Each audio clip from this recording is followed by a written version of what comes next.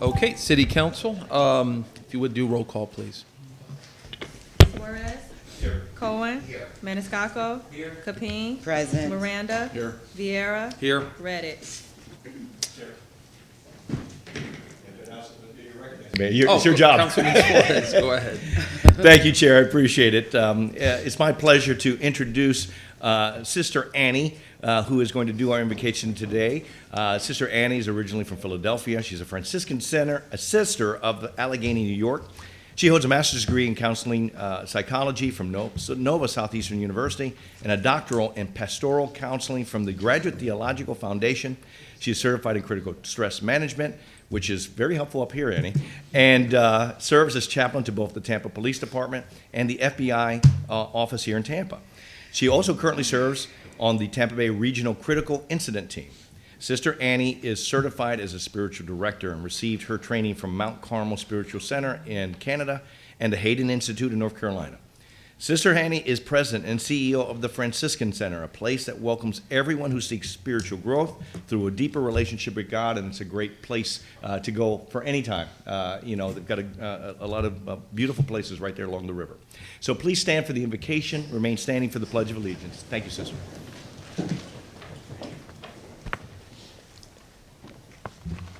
Good morning, everyone. Morning. And let us pray. Good and compassionate God, we come to you this morning asking for your guidance, wisdom, and support of the Tampa City Council as they begin their meeting. Give them wisdom and discernment in their discussions. Allow them to grow closer as a group and nurture the bonds of the Tampa community. Fill them with your grace and wisdom as they make decisions on behalf of the city of Tampa. Remind us that all that we do here today, all that we accomplish today, is for the service of our Tampa community. And we ask all these things in God's holy name. Amen. Amen. I pledge allegiance to the flag of the United States of America and to the republic for which it stands, one nation, under God, indivisible, with liberty and justice for all.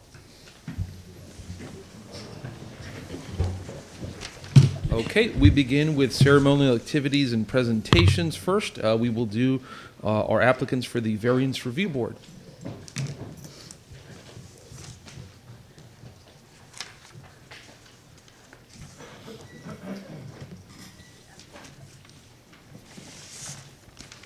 Good morning, Council. Shirley Fox Snow, City Clerk. We have Susan Long looking for a reappointment to the Variance Review Board.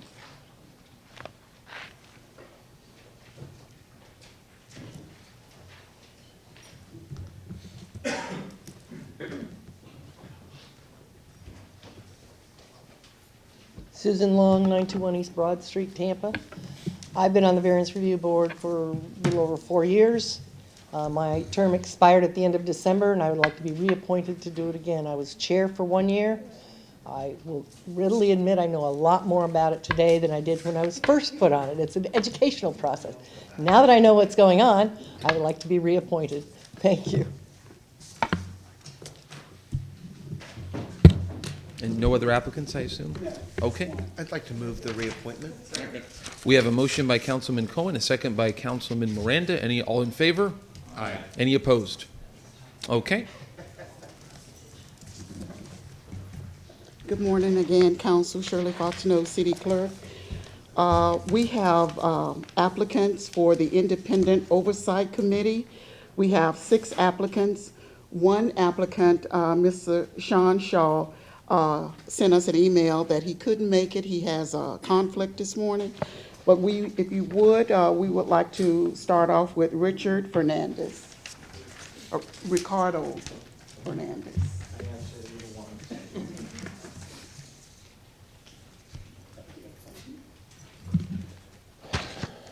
Good morning, Council. We have 3 minutes on this, too? Okay. Well, Rick Fernandez, 2906 North Elmore Avenue, Tampa, 33602. You all know I'm president of the Tampa Heights Civic Association, at least for another few hours. Our election is tonight, so I will be rotating off. You won't have to deal with me in that context any longer. I'm here today seeking appointment to the Independent Oversight Committee.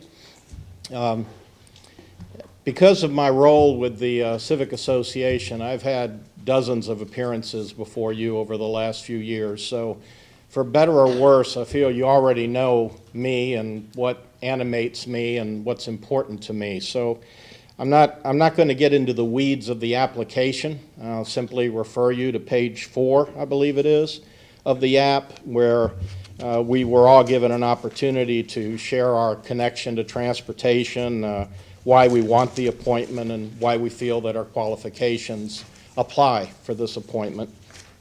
It should come as no surprise that I was a supporter of the transportation sales tax referendum, given my background and history. Now I want to do whatever I can to ensure that the will of the people is brought forward effectively and efficiently, and quite frankly, I think the IOC is going to provide the best platform to do that, at least for someone such as myself that considers himself a civic activist. So quite honestly, it was simply a matter of feeling that I needed to step up because I had the skill set that I think will help. In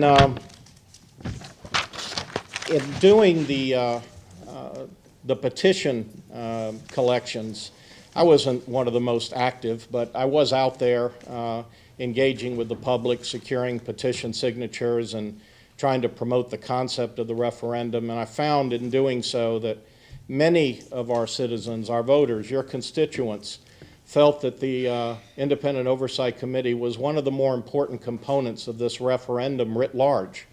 They really liked the idea that there was going to be another set of eyes and ears overlooking the distribution of these funds. Who knew that there was a problem with trust when it comes to money and elected officials? So having a citizen review committee, for lack of a better term, was something that actually closed the deal with a lot of constituents and having them sign the petition. So it is extremely important that we deliver at a very high level, both on the audit and oversight component of this committee, and also the other job of the committee, which I believe is to support a culture of credibility and transparency, which should define the entire endeavor. I think my background and history will help to do that. I hope to be part of that team, and I hope you will trust me enough to provide that appointment. And I will be here if there are any questions. And my time is up.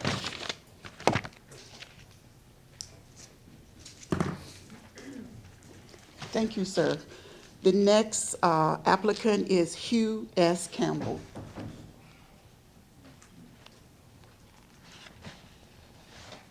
Doesn't look like he's here. Dustin E. Lemke.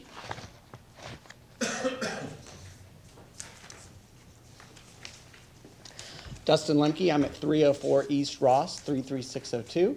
I work at Hillsborough Community College. I was a professor there for 12 years. I just became a dean a year ago. I'm also the treasurer for the Friends of the Library of Tampa, Hillsborough County, so the county-wide organization. I want to tell you a little bit about my journey with transportation. I grew up in rural Arkansas, where it was really important to have a car because we didn't live in town, and so you were stuck at home all day in the summer and at night if you couldn't get to town. And there was this one lady in our life, we called her Grandma Bobby, but she wasn't our grandma, she was just like a grandma. She walked everywhere she went. So when we were with her all summer long, we walked everywhere too. And people stopped and asked us for rides, and I know that they just felt sorry for us, but we actually liked it. We were having fun out there. Then I turned 16, got my dream car, a 1988 Ford Escort, like every good 16-year-old does. Then I got married and became a two-car family. Then I got divorced and went back to a one-car family. Moved to Tampa and lived in New Tampa. And suddenly a car was really important. Like you couldn't get around without a car if you lived in New Tampa. And when I had car troubles, this was before Uber and Lyft, it was very hard to get across town.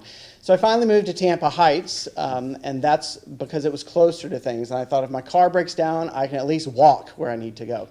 And then I did something crazy. June of 2010, I still had my first bus ticket. I sold my car that day and lived without a car in Tampa for 8 years. And took the bus, rode my bike until it was stolen 2 different times. Walked places, did all that sort of thing. So I know what it's like to miss the last bus of the night. I know what it's like to walk to work in the rain. I know what it's like to be excited to be on the bus because it's cold outside and the bus is nice and warm and all those sorts of things for that. And my friends often ask me what I learned from it. And the one big thing I learned is that not everybody needs to sell their car. Because a year ago, when I became a dean, I needed a car again. So I did it for 7.5 years, but I needed to get back in a car. And I do still try and take the bus twice a week. But what I learned is we need lots of different diverse options for a diverse city. So all kinds of people need all kinds of transportation options for that. So I love that the tax charter fills potholes, it fixes roads, it fixes sidewalks, and it provides all these alternative transportation options. Two things I think we should consider. One is I know that to be on the IOC, I need to look line by line and make sure that we're spending our monies the way that the charter says we should be spending the monies. It's an important public trust that I would uphold and I would do. In my division at the college, I manage 200 people, 12,000 students are in my classes. Friends of the Library is a $1.4 million budget that I'm overlooking right now. And we need a regular person who's taken the bus and done those things. Thank you. Thank you, sir. The next applicant is Robert Pete Edwards.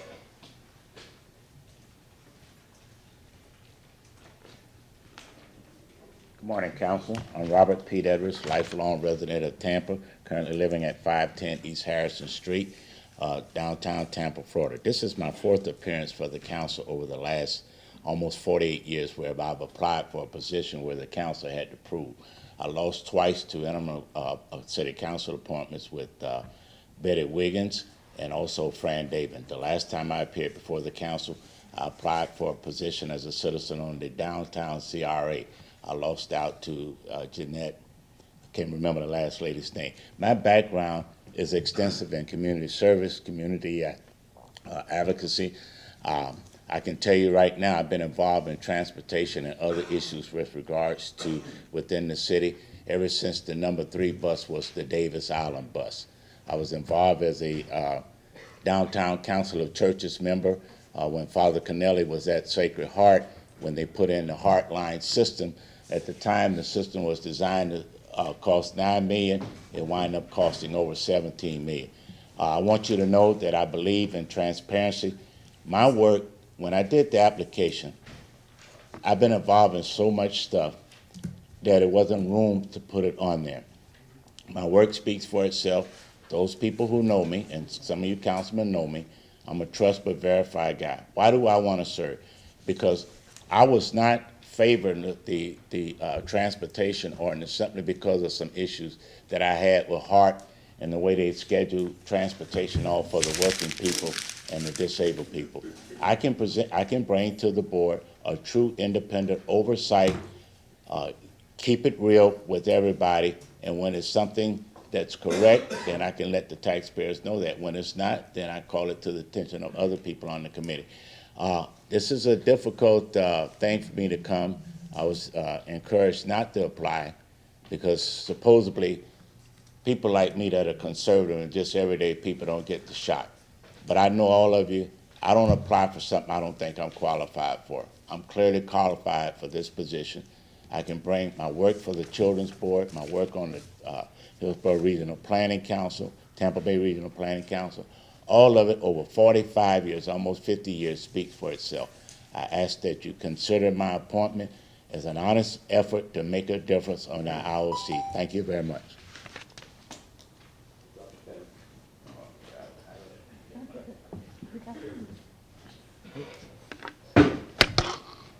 Thank you, sir.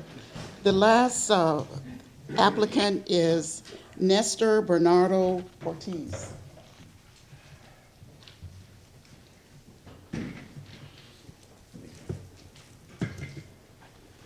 Good morning. I feel like that's the first time my middle name's been called in a public forum. Good morning. My name is Nestor Ortiz. I live at 906 East 31st Avenue in East Tampa. So the reason I'm applying for the IOC, I'm applying for the IOC because I recognize the increases that are happening throughout the city and the county, truthfully. I'm noticing all the increases in housing, the increases, in lifestyle choices like armature work in Sparkman's Wharf. And what I'm noticing is that things are booming, which is fantastic, but oftentimes what happens is things are booming for a certain population of people. My job, my role in this request is really to watch out for the people that aren't being positively impacted by all the developments that are going on right now. The interplay between lifestyle and home and work is so critically important, and transportation cuts through all of that. The importance of transportation not just being for those with means, but more importantly for those without, for those who need access into communities like Sparkman's Wharf so they can also enjoy lifestyle choices in the city of Tampa. The importance of transportation to a place of work if they are a marginalized community that might be pushed out because affordable housing was lost right in the heart of the city and they're pushed out to the fringes of the county or the city. My job, my role, my push, if you will, is really just to make sure that people don't get lost in the shuffle, that this transportation referendum benefits all of us and not just a select few who say, this is what we want within these limits. I want to make sure on this oversight committee that everybody's issues and concerns are brought to the table and that everybody is honored with access through transportation. Thank you.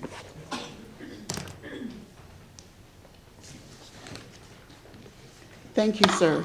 Council, you have one appointment for the Independent Oversight Committee, and I believe you have a ballot.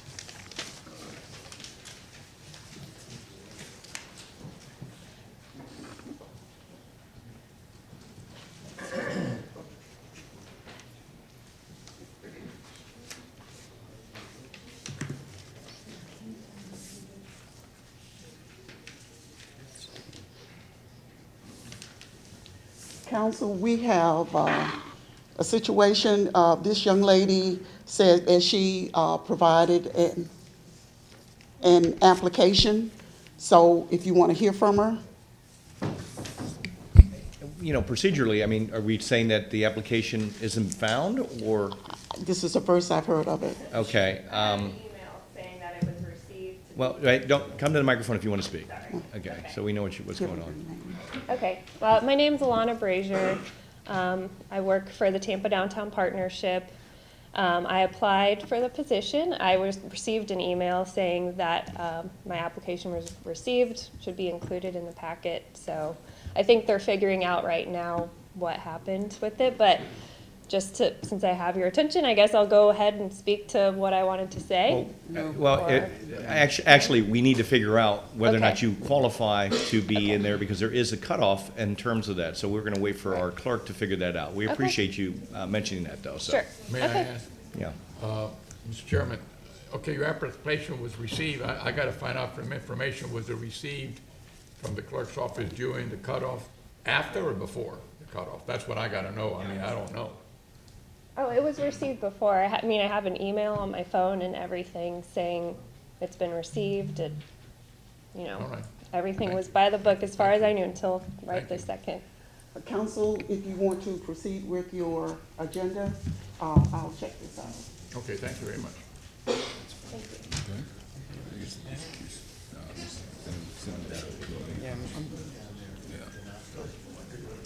I need to put it down. Leave it there. All right, we, on the presentation of accommodation to HCC, they have requested that this be done on the 21st instead of today. So with that being said, I will go to item number 4. Chair, do you need a motion to move that to the 21st? Yes. Second. Okay. Motion to move to February 21st, I believe, All right. under ceremonial activities. Yeah, I'm getting a motion from Mr. Suarez, second by Mr. Khan. All in favor, motion say aye. Aye. Opposed? All right, item number 4. And Mr. Chair, if I may, two things on that. Number one, I want to move this, if I may, to March 21st due to a calendaring issue. And due to some semantics, I wanted to change this from 40 years of service to the city instead to 40 years of service to the Bar Association, if I may. Okay. So a double motion, I guess. Second. All right, got a motion by Mr. Vieira, second by Mr. Miranda. All in favor of the motion, say aye. Aye. Opposed? Okay, item number 5. We're going to proceed.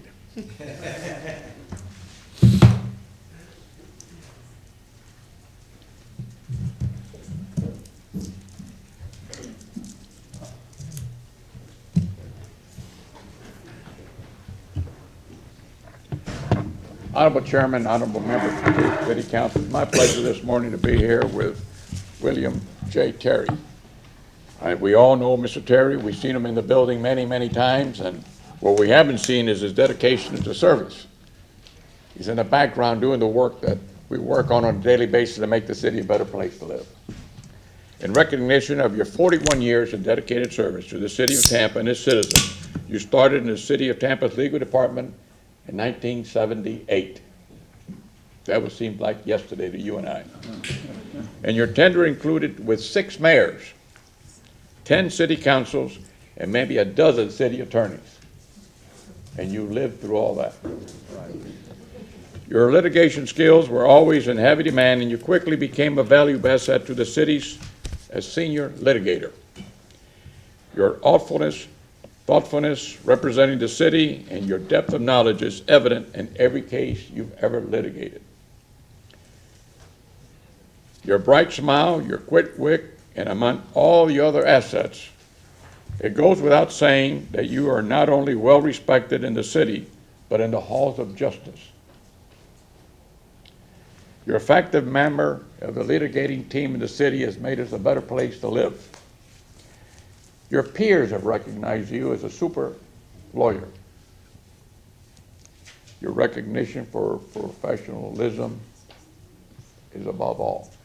And for those reasons mentioned, and many more that we can't put on this sheet because it's only an 8 by 11, we honor you with this city accommodation by Tampa City Council and your families here to say how nice it is to see an individual that is still loved by his family after being an attorney, giving them debate and rebate and discussing with them the pros and cons of life. They're here to back you up and to say, along with the Tampa City Council member, thank you for your years of service. And I know they're not over. I still know you'll give advice from time to time without being on the clock. And that's unbelievable. Thank you, Mr. Terry, for your 41 years of service.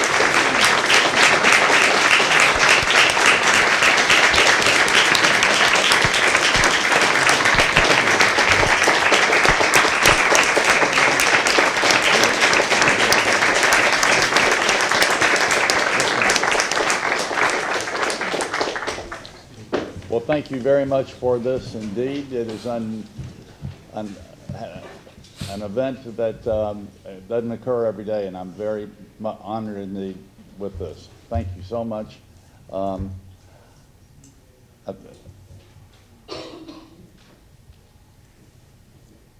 don't know where member Miranda, anyway, the statements and words that he said were wonderful, and I'm very touched by it all. Thank you so much again.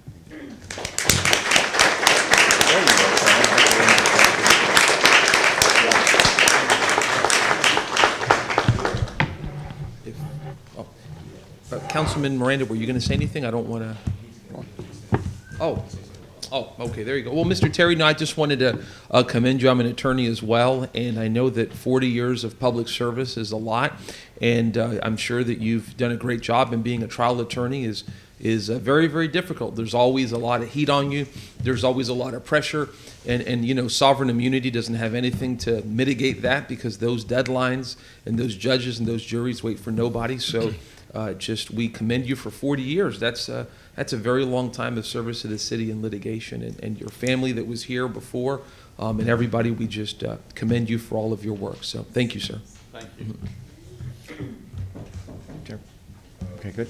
Yeah, thank you. Mr. Terry, I just want to tell you that, there are two things that happened when you came to the dais. First of all, the only litigator on the dais stood up first in order to give you a standing ovation. I think that he's expecting that when his retirement comes. The second thing, of course, is that we left a litigator speechless, which I think is, something that your wife appreciates very much, and we appreciate your 40 years of service. 41 years of service to the city of Tampa. It's not an easy job when you have to represent the city on some of these issues, and we appreciate everything that you've done for us in your long career. Thanks so much. Thank you. Mr. Suarez? Captain Suarez, I apologize. In fact, this individual has accomplished so many things in his 30 years of service in the Tampa Fire Department that I'm going to need special glasses because they wrote it in real fine print and not in regular print, so I don't know where she got this typewriter at. But Captain Suarez, it's my pleasure to represent the Tampa City Council in this combination of you, sir, and along with your lovely wife, Jeannie, and Chief LoCicero. You can get a little closer now. You can't tell them what to do anymore. In recognition of your 30 years of dedicated service to the city of Tampa and its citizens, Captain Suarez, you first entered service in the community, the Tampa Fire Department, in 1989. I was 6 years old then. You have earned many difficult and benchmark certification during your tenure with the city. Your absolute, throughout knowledge, earned you the respect of many different organizations and fellow firefighters.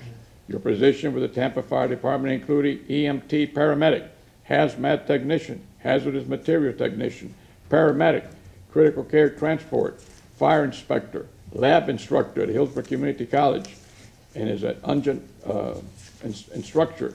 You were then promoted to driver engineer, and the following year became the instructor at Levy Technical Institute. You were promoted again, and in 2006, you were promoted to captain. Were you ever a lieutenant? See that? You skipped one step. If you haven't done enough, you became a live fire instructor and assisted the live firing training at the Tampa Fire Rescue Training Facilities and the Tampa International Airport Training Facilities, and you even served as the team medic for the Tampa Bay Lightning. Among your more outstanding achievements towards the end of your career and your representation of Tampa 55 Local 754, and that's not easy to do. You served as an executive board member, vice president, and on January 1, 2016, you became the president, and such you served until your retirement January 17th of 2019. You have done things in 30 years that most of us can't do in 60. You've been married for 35 years to Jeannie, wonderful young lady, and that itself tells me that she's still the boss. Pretty much. I know you have the last words with her, and those are, yes, ma'am. Absolutely. You might be a captain, but the general's next to you. And don't ever forget that in your retirement, because you'll be back in the fire department. Yeah. So thank you for your 30 years of service. And Chief LoCicero is here, along with the City Council and individuals in the audience. But 30 years of being a firefighter is not easy. And representing 754, that's even more difficult, because you got to deal with two sides, and you're in the center. So welcome to reality. Thank you.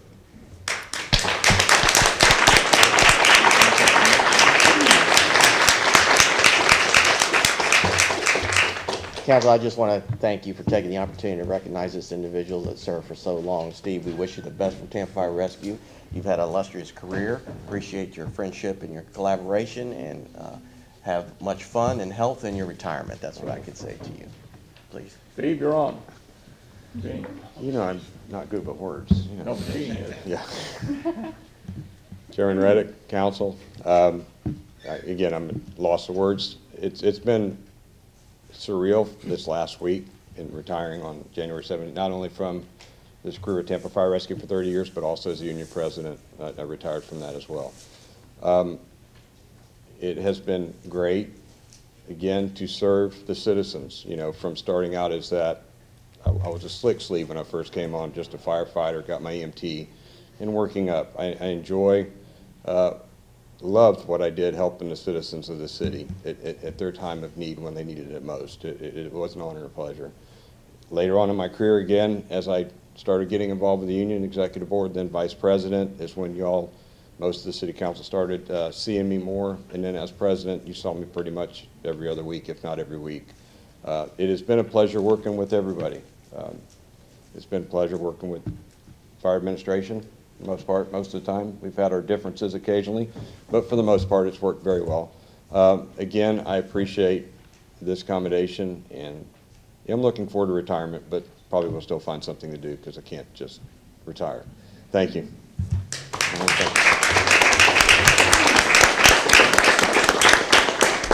Notice they had differences. We all have differences. But there's one word that they always compromise for the good of the citizens. Well, first, let me just say congratulations. It's been a pleasure to get to know you in these last few years that I've served on council. Not only are you a great man, and we appreciate you, but you have a great son-in-law. You let him know I said that. Will do. Thank you, Chair. Steve, of course, you know, it's a great pleasure for me to say words of congratulations to you. Obviously, our relationship's a little bit different than the other people on this dais. Your father, of course, is my uncle. My father and your father grew up in a home of 9 boys, and all of them accomplished a lot. When you grow up in the kind of poverty that they grew up in, and be able to turn out the way they did is just an absolutely amazing. But the most important thing is not your career here at Tampa Fire Rescue, and it's not your work on the union. It is you being a father of all those girls, being a grandfather now, and actually that's the most important job that you've been able to accomplish, and you can continue to accomplish. I know you got your RV ready and revved up and ready to go. I know Jeannie can't wait to leave and do some adventurous stuff as opposed to waiting for you to finish a shift or do other things, but I know that you have done something that we all appreciate, which is not only you're a good worker, a good friend, but you've been a great family man. And that's something I think that we all should make sure we try and strive for in our lives.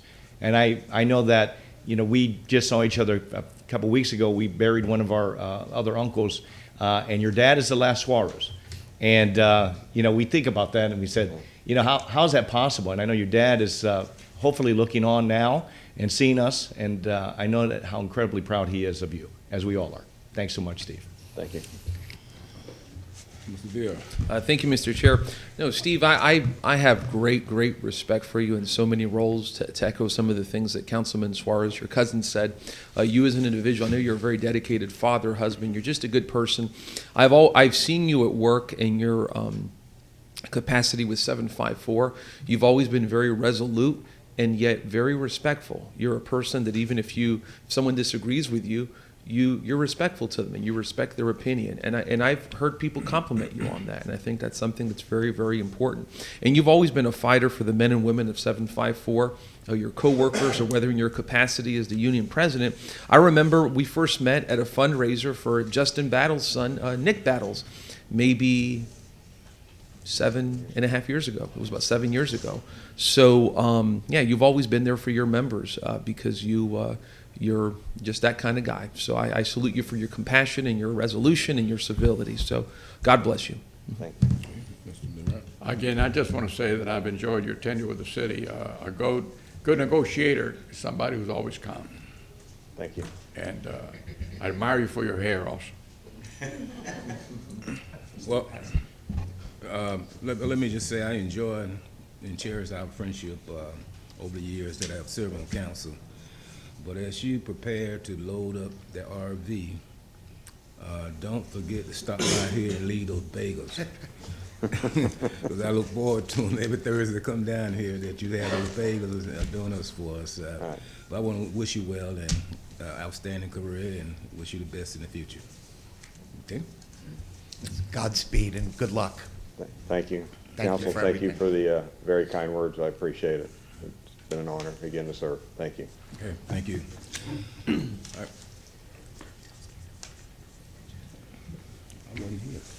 I'll make a motion to approve the agenda and addendum to the agenda. It was missed earlier. Second. All right, got a motion from Mrs. Suarez, second by Mr. Corn. All in favor of the motion, say aye. Aye. Opposed?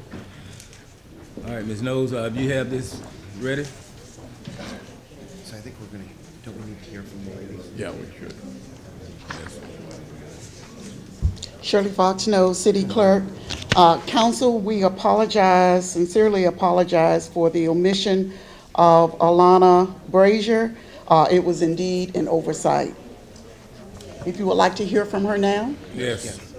and you also have a revised ballot. Okay.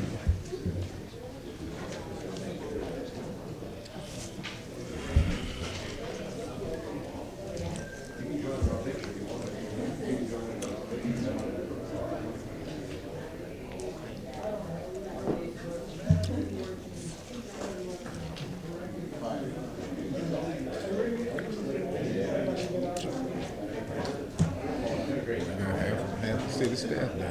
I can't believe how many people are leaving. All right, we're waiting, Right. we're ready for you.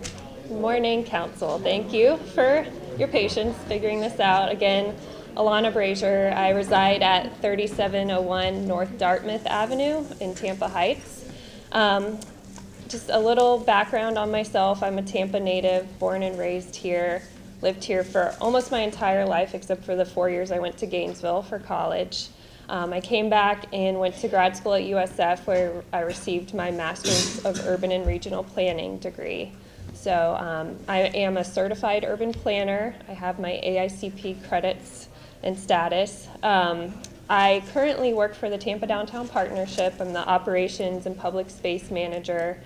Prior to joining the partnership about 8 months ago, I previously was working for an urban planning consulting firm for 7 years, where I worked on an array of different types of projects, a lot of it transportation related.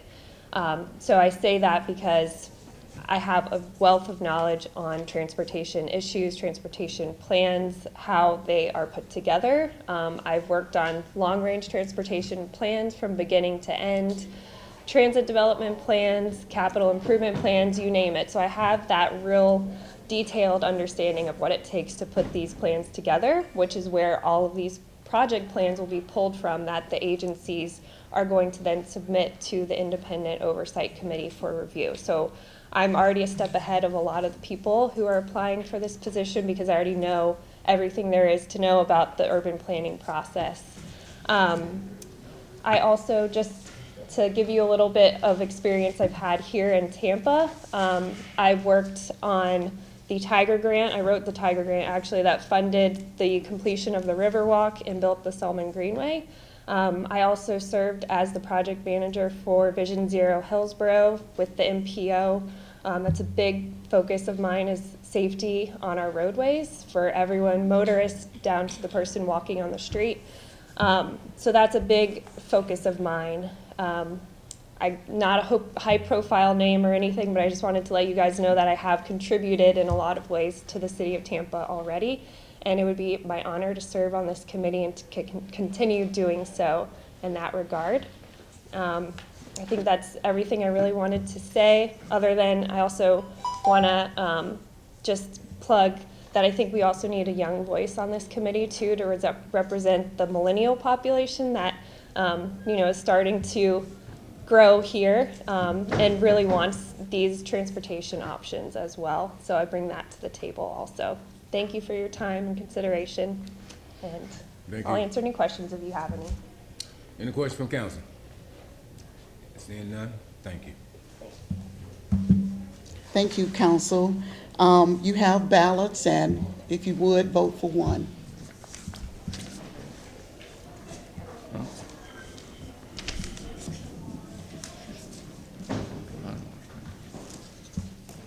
All right, while you tallying up the vote, we'll go to public comments. Mr. Chevy.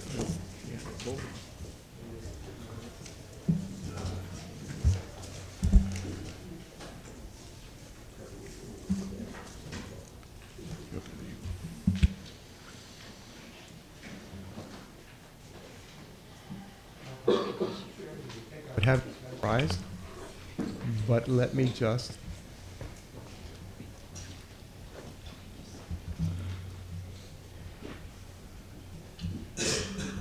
Thank you. Good morning. The Tampa City Council welcomes public comment at this time. 30 minutes have been set aside this morning for citizens speaking about matters that are not set for a public hearing. If you are here to speak on a matter that is set for a public hearing, you will have that opportunity later during today's meeting. Speakers addressing items on the agenda will be given preference before citizens speaking on non-agenda matters. Each speaker is given 3 minutes. Please begin by stating your name for the record, and it is requested that your comments are not directed personally to a council member or staff member, but rather issues directed to the council as a body. City Council appreciates your cooperation in maintaining orderly conduct and proper decorum. Thank you.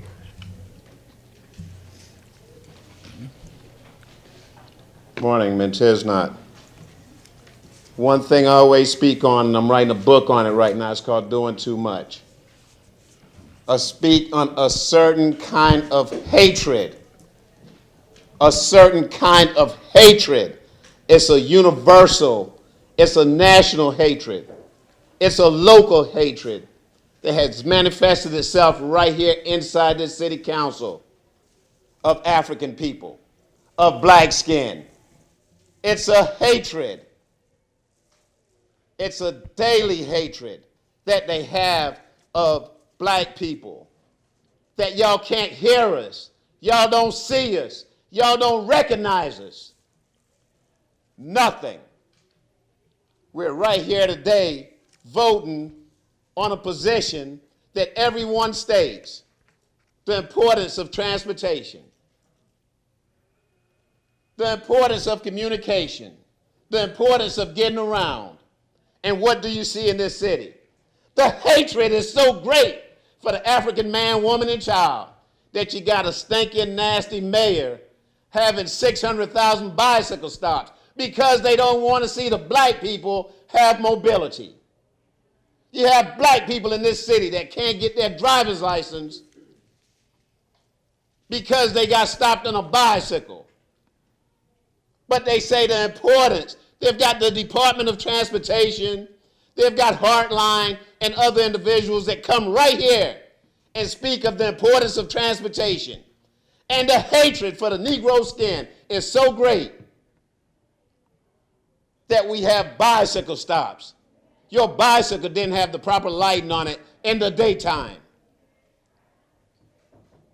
It's a hatred for African people. And the people here, they're saying they want to be mayor, they want to do this, they want to make the city great. It's nothing they can do. They've got a hatred for a certain kind of people.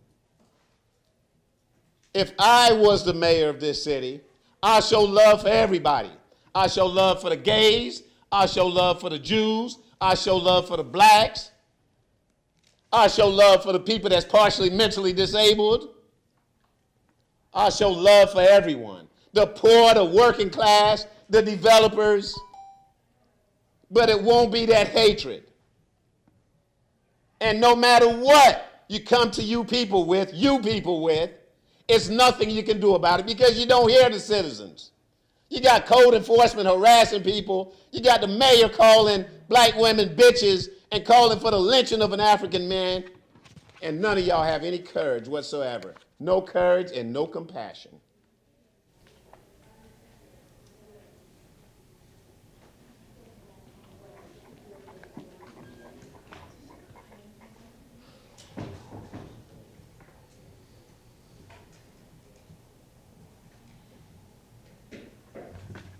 Okay.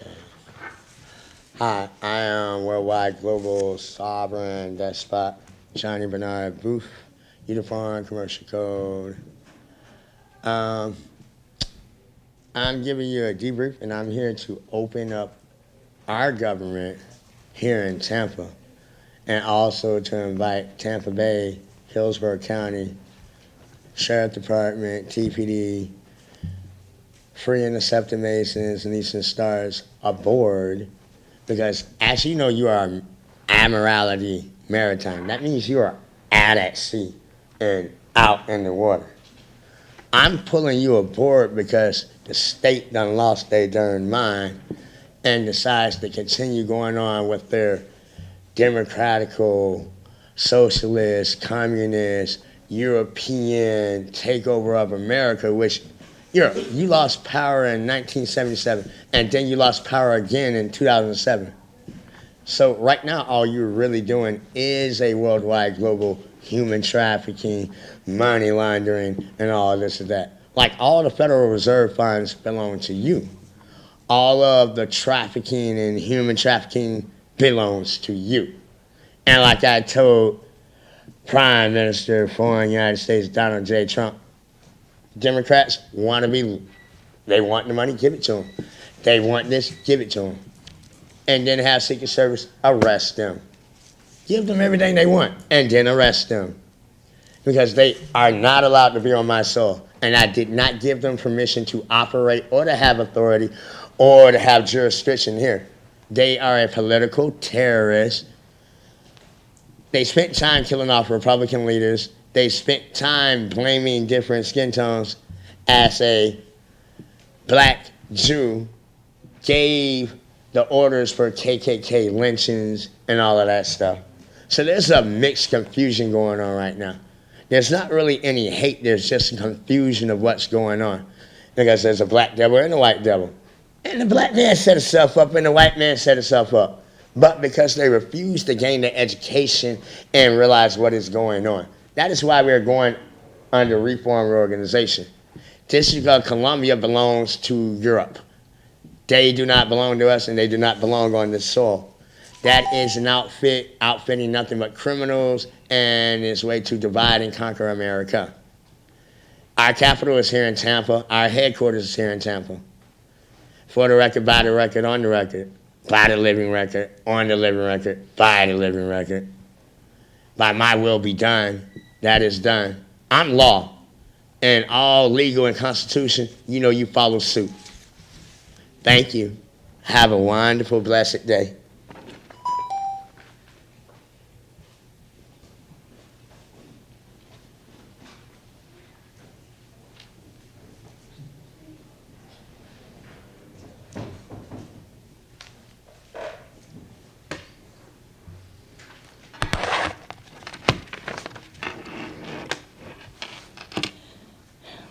My name is Sandy Diego Sanchez. I live at 2705 Fig Street in the Armory Gardens Civic Association. I'm the president of that association. I came before you to give you a status on the Villa Brothers Park, which we're working on improving. On the first page, you will see what your $300,000 has gone for. That is the plans, and they're going to begin in the next 2 weeks. So you know that the community itself is ecstatic about that. But I did want you to know what was going on. Most of you know that we have been working a fundraiser for about 6 months. And I want to thank the public that has donated and also for those of you who have helped us out with our fundraising. If you look at page 2, after phase 1 is finished, phase 2 comes in. So phase 1 is the city's part, phase 2 is the community's part. Through our fundraising, we have raised enough money to completely irrigate the Villa Brothers Park and to put trees in. Along with the trees, we have a grant from the National Realtors Association for $3,000 towards trees. And we also have the money to put the sun sails over the park for that tree that was cut down. So we wanted to keep you abreast, let you know that the community is still into this. We're still raising money. Even after these 2 expenses, we still have more money to put in there. So I wanted you to see the complexity of that, of the irrigation system we're putting in. The yellow line, let's go to page 3. We're here, the main reason I'm here is to ask, of course, you're getting ready to work on the budget, so we want you to remember the Villa Brothers Park. The black line around the park is the existing fence that is there. The proposal on the plans from the city is to eventually finish enclosing the park, which is the green line that's on over by Tampania. That's about 600 feet of fencing. We want to see about getting the fencing done basically to secure the park, because we now have problems with ATVs and dirt bikes that thinks it's fun to play in the park even when children are present. Last year at our Easter egg hunt, we had two kids on dirt bikes, and they could care less that the kids were out there picking eggs and doing that sort of thing. So we're really asking it for security reasons. But also, this is something that our neighborhood has never felt that it's important, but we do understand, and it keeps coming out about parking. So we have an idea for a solution, and we have shared it with Parks and Recreation. And that is to take the fence that they're going to put in on Tampania, move it about 6 feet in, and make parking there. We don't care if it's paved or not, but that would be the parking area. That would take in about 20 cars, and on Lemon, about another 5, so 25 cars. So we're here to ask you to remember the Villa Brothers Park when you're working on the budget. Have you gotten any response back from Park and Recreation about? I'm sorry, I can't hear you. Have you gotten any response back from Park and Recreation about the suggestion that you just made? Yes, we did. We met with them Monday to discuss that and discuss the fact that we're going to work towards making it a patriotic park.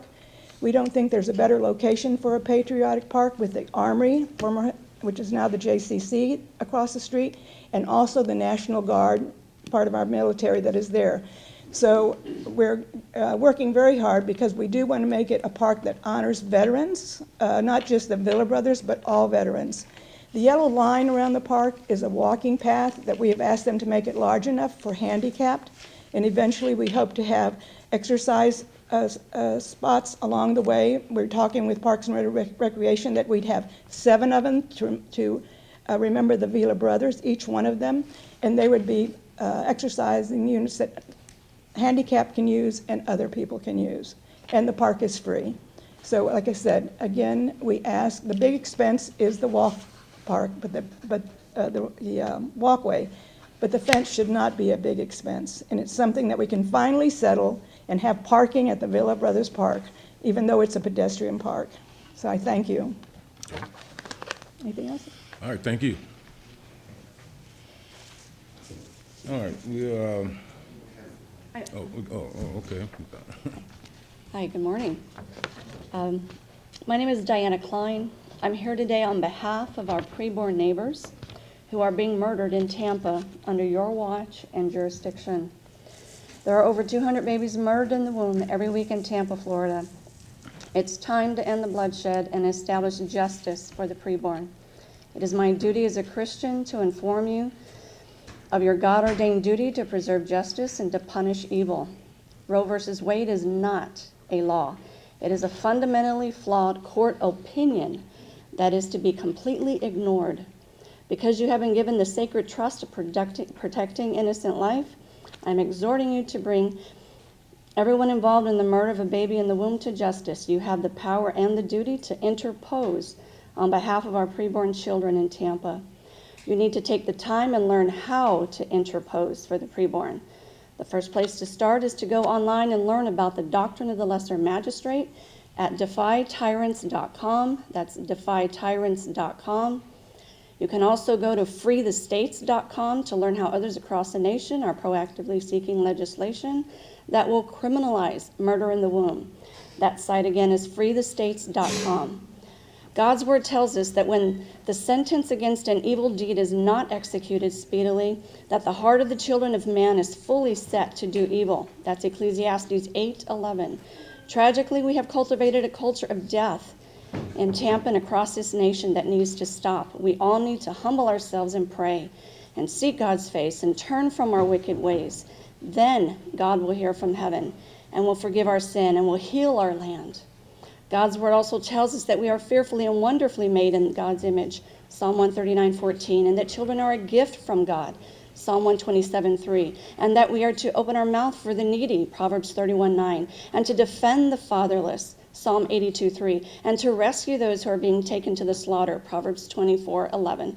All of us must do our part in loving, nurturing, and protecting our fellow image bearers in the womb. Love begins in the womb. I welcome each of you to join me in front of the murder mills in Tampa to help rescue the preborn from a brutal death. Invite your pastors to join as well. There are lots of resources in Tampa for women who are with child, and you can help me to get this information into the hands of those murder-minded mothers. Come see for yourself how helpless the babies are and how you must interpose on their behalf. You can find out more about the missionary work that I do for the preborn at lovethepreborn.com. That's lovethepreborn.com. Thank you. Thank you. All right, next person.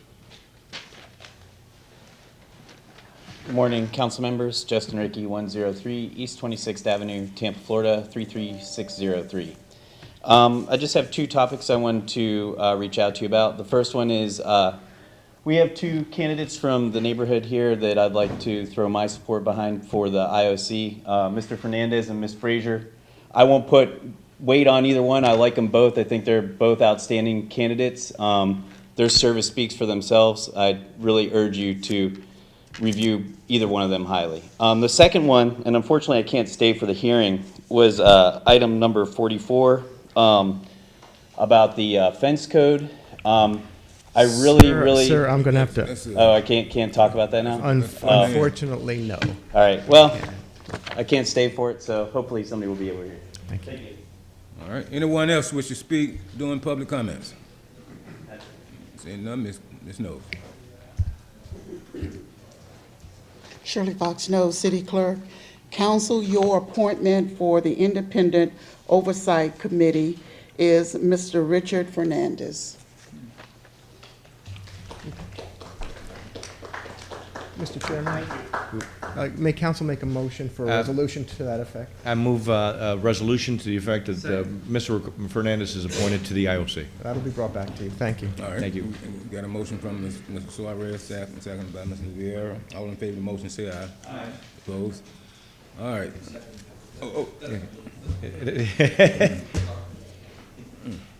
Who's second? Is it you? Okay. Yeah. All right, but I correct that. Seconded by Mr. Maniscalco. All in favor of the motion, say aye. Aye. Opposed? All right. We go to, are there any requests by the public for reconsideration of legislative matters? Seeing none, we go to committee reports. Item number 7, Mr. Suarez.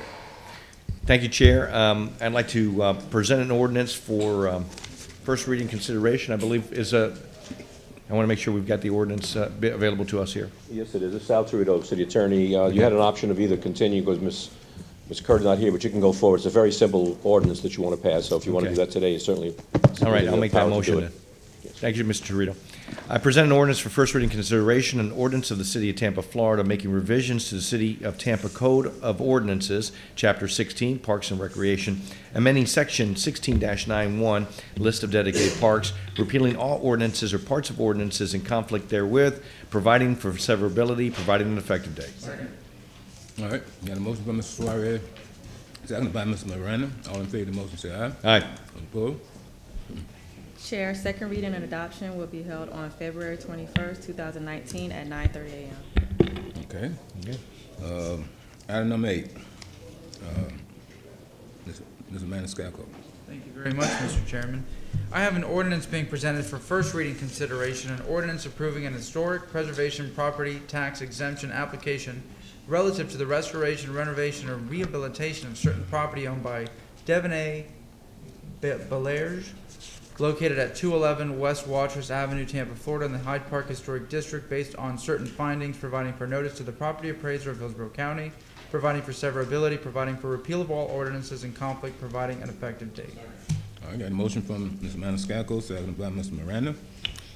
All in favor of the vote, say aye. Aye. Opposed? Second reading and adoption will be held on February 21st, 2019 at 9:30 a.m. Okay, we'll go to committee reports. Public Safety Committee, Mr. Miranda. Thank you, Chairman. Move items 9, 10, and 11. Second. All right, got a motion from Mr. Miranda, seconded by Mr. Corn. All in favor of the motion, say aye. Aye. Opposed? Park and Recreation, Mr. Maniscalco. Thank you very much, Mr. Chairman. I move items 12 and 13. Second. All right, got a motion from Mr. Maniscalco, seconded by Mr. Corn. All in favor of the motion, say aye. Aye. Opposed? All right, Public Works. That's me. All right, Ms. Maniscalco, while she gets Sure. settled. I move items 14 and 15. Second. All right, got a motion by Mr. Maniscalco, in absence of Mr. Capeen, and seconded by Mr. Miranda. All in favor of that motion, say aye. Aye. Opposed? Okay, Finance Committee report, Mr. Harrington. Thank you, Mr. Chair. I move items 16, 17, 18, and 19. Second. I got a motion from Mr. Cohen, seconded by Mr. Miranda. All in favor of the motion, say aye. Aye. Opposed? Okay, we go to Building and Zoning Preservation Committee, Mr. Vieira. Yes, sir, Mr. Chair, thank you. I hereby move items 20 through 35. Second.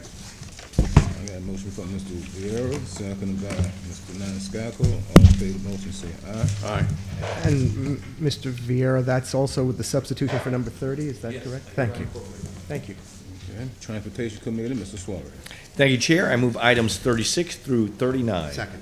All right, motion from Mr. Suarez, seconded by Mr. Cohen. All in favor of the motion, say aye. Aye. Opposed? All right, we go to item being set for a public hearing, item number 40. Move the item. Second. All right, got a motion from Mr. Suarez, seconded by Mr. Maniscalco. All in favor of the motion, say aye. Aye. Opposed? All right, we go to 10 o'clock, item number 41. Motion to open, please. Second. The 10 a.m. vote. Who made the motion? I did, for number 41. All right, got a motion from Ms. Maniscalco to open public, 10 o'clock public hearing, seconded by Mr. Miranda. All in favor, say the motion, to that motion, say aye. Aye. Any opposed? Yes, ma'am. Good morning, Kristen Moore, Legal Department. This is a petition to establish a community development district. This rezoning came before you a few months ago, and they are now coming in to establish a community development district, which will give them the funding resources to establish all the infrastructure for this project. I am passing around to you the staff report that was prepared by Ms. Susan Johnson. The staff report contains the criteria for approval of a community development district, which I'll just point out to you is on page 4 of the staff report. Also, I believe that the applicant is here to address you on this issue. I also have pre-filed testimony on the various issues from the engineers for the project that are going to be filed with the clerk's office. Mr. Cohen. So I was asked, just as a matter of interest, about these this week. And I just want to say for the public's benefit that this is when a developer essentially taxes themselves in order to provide services within a designated boundary, correct? That's correct. Okay, thank you.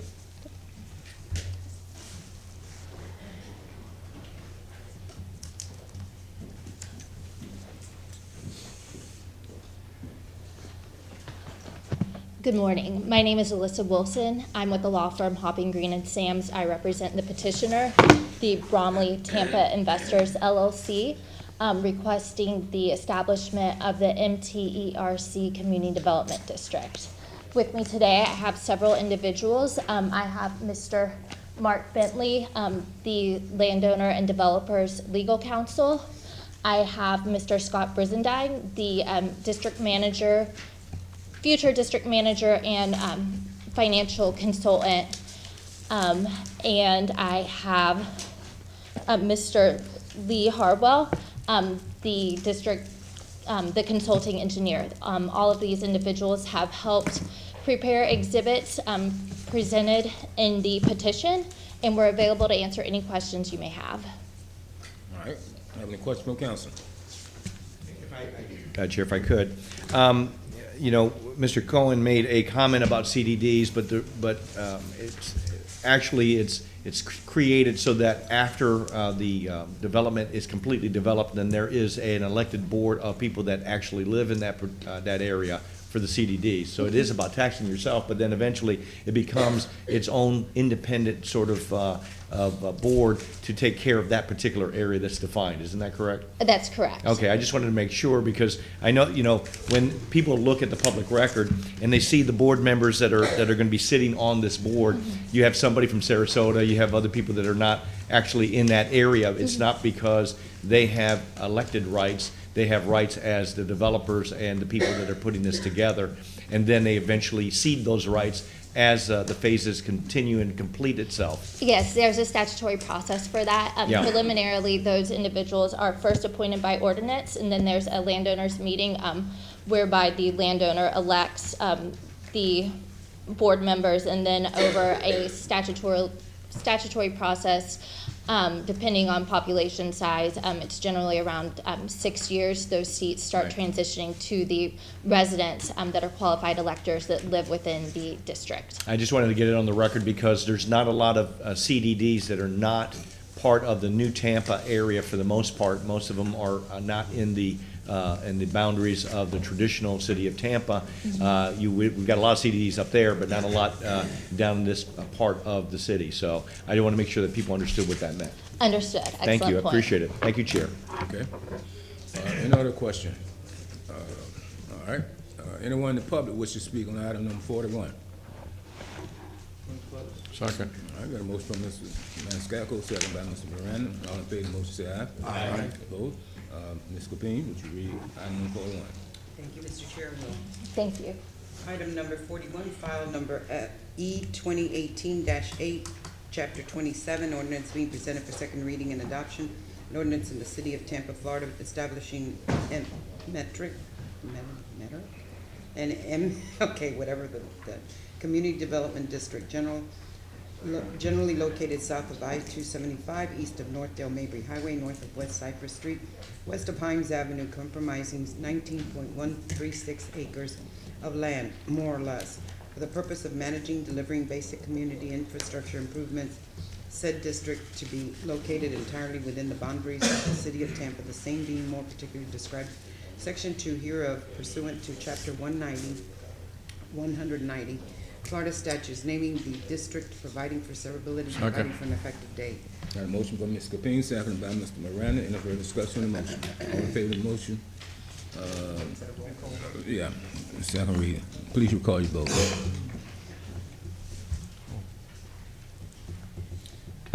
Motion carried unanimously. Okay, thank you. All right, we go to the, can't do 10:30. And we have no staff reports. Oh, we do have. We do have a staff. We have at least one. No. Did they continue that one They also? continue, yeah. Well, one's a receive and file, and one's be removed from the agenda, so. Okay. All right, so it's 10:09 as of now. Do we want to stand in recess till 10:30? Sure. Okay. All right, stand in recess till 10:30.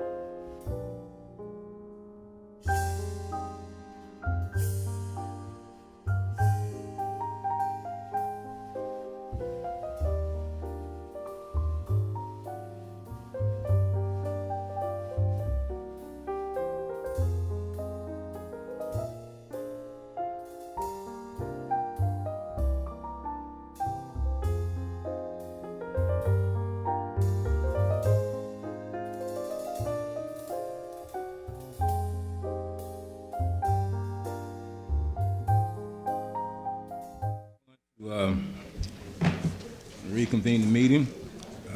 Roll call. Suarez. Here. Cohen. Here. Maniscalco. Here. Capeen. Miranda. Here. Vieira. Reddick. Here.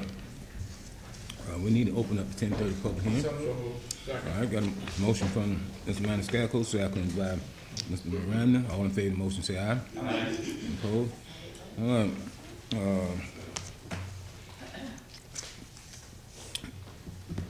Now, anyone going to speak on item 42 through 45, please stand and be sworn in.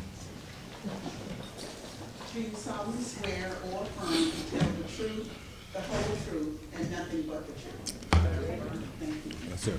And Mr. Chairman, if you could just ask for a motion to receive and file all those documents that have been available for public inspection. Why you always beat me to what I'm getting ready to say next? I was just getting ready to say that. Chair, I'll make that. All right. Got a motion from Mr. Suarez, second by Mr. Maniscalco. All in favor, motion say aye. Aye. Go. It's so fast. Item number 42.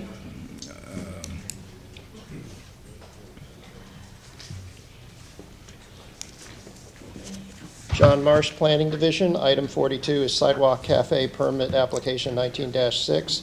Hall on Franklin at 1701 North Franklin to operate a sidewalk cafe in the city right-of-way. TPD, fire, risk management, transportation, urban design have all reviewed this permit and have no objections. Okay. Anyone in the public wish to speak on item number 42?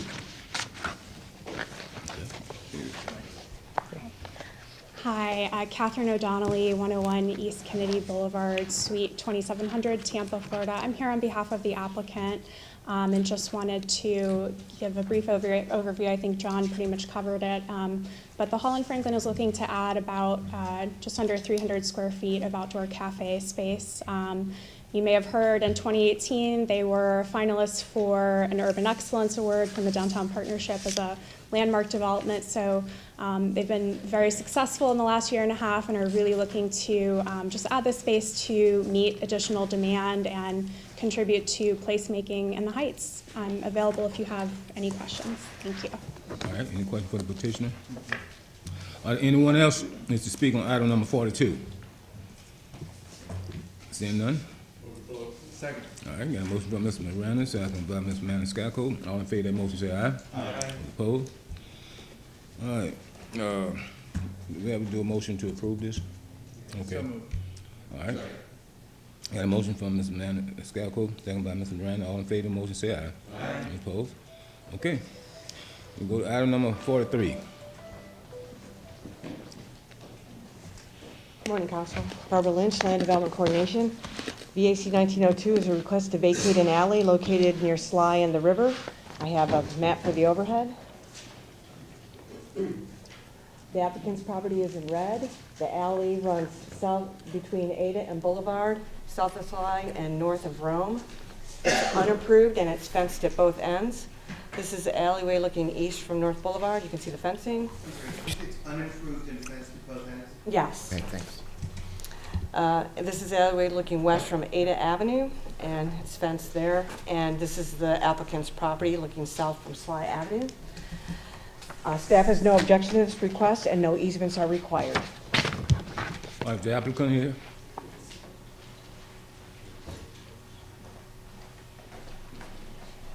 Good morning. My name is Caldrin on behalf of the applicant.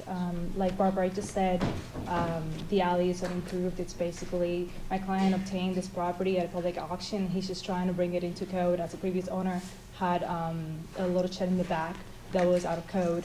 And allowing this alley to be vacated would basically bring the property back in code. Okay, any question from council? All right, anyone in the public wish to speak on item number 43? Second. All right, got a motion from Mr. Miranda, second by Mr. Maniscalco. All in favor of the motion, say aye. Aye. Opposed? Mr. Miranda, would you read 43? Mr. Chairman, item number 43, file number BAC 19-02. Ordinance being presented for first reading consideration.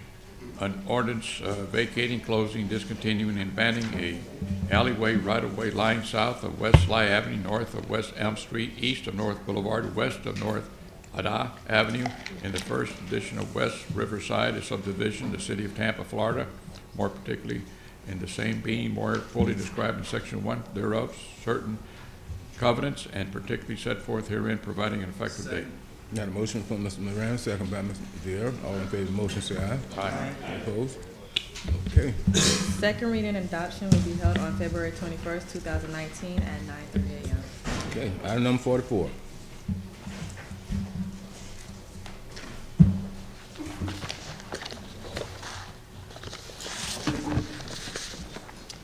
Morning, Robin Horton Silverman, Legal Department. We are here on ARC review 17330 for property located in the Tampa Heights Historic District at 2723 North Morgan Street.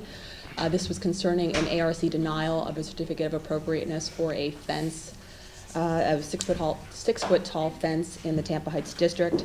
If you may recall, we've been here several times. There's a concurrent consideration of revisiting the guidelines, which Rachel Peterkin from Legal can address in more detail if you have any questions.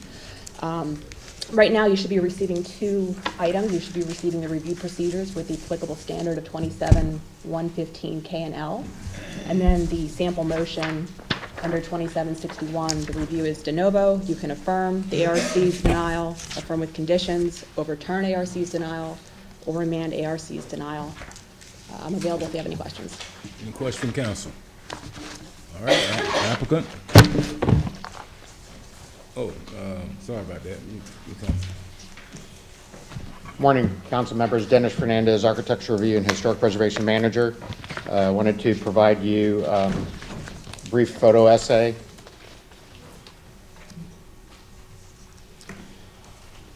Subject property is located within the boundaries of the Tampa Heights Local Historic District. It's situated on Morgan Street. And the green box is indicated. Gladys is immediately to the north.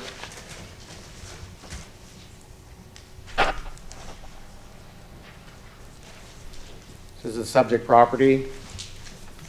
This is shot from the corner. The fence in question is just behind that car on the north elevation. Shot from the opposite side.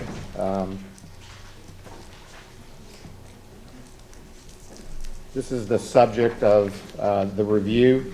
Within the Tampa Heights Design Guidelines, there's a section in the highlighted area that reads, fences or walls along the front yard and along the corner yard of the building facing a street shall be no higher than 4 feet.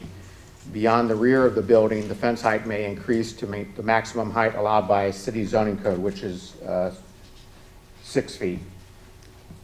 So that 6 foot segment would be restricted essentially from the rear corner and beyond. Here's an illustration.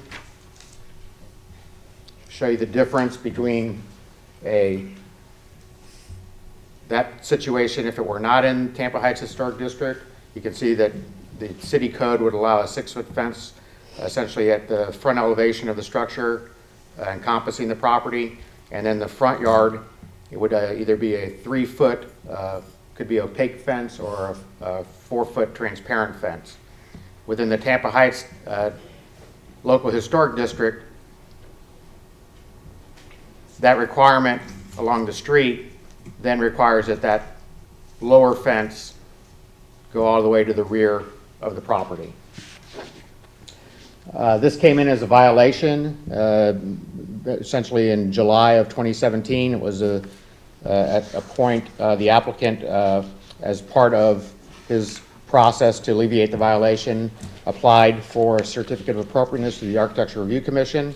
That hearing occurred on September 19th of 2017. The application was subsequently denied at that hearing. When we came back, this is kind of a long timeline, but I'll try to be concise.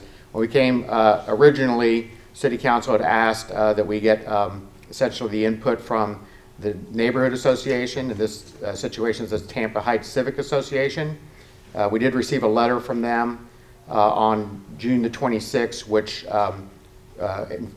stated that they wish to leave the design guidelines as is without any changes. Subsequent to that, we did come back to council. Council asked for us to take this back to the HPC. We've been engaged in that process within the code under section 27-264. I was last here on November 1st. I was updating you on that process. Since then, the code does require that when you make any type of change to the design guidelines, you do a district-wide notice. We did provide that notice on December 15th.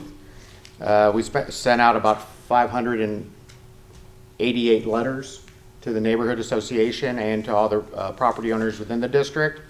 On January 15th, we had, actually on the 14th, we met with the Civic Association. On the 15th, we had the public hearing for the HPC. They received public comment. Still involved within the change is they receive the comments of the relative Architecture Review Board. In this case is the Architecture Review Commission. I have that scheduled for March 5th. And then the next HPC meeting that it could be brought up for a potential change to the guidelines would be March 12th. So at this point, the fence is still in place. We're continuing to work through the revision process to bring you back a recommendation by the HPC with regards to any potential changes to this segment of the design guidelines. And I'm happy to answer any questions that you have. Any questions from council? Yeah. So where does this leave us in terms of today? Because it sounds like we're still in the middle of the process. Along those same lines. Yeah.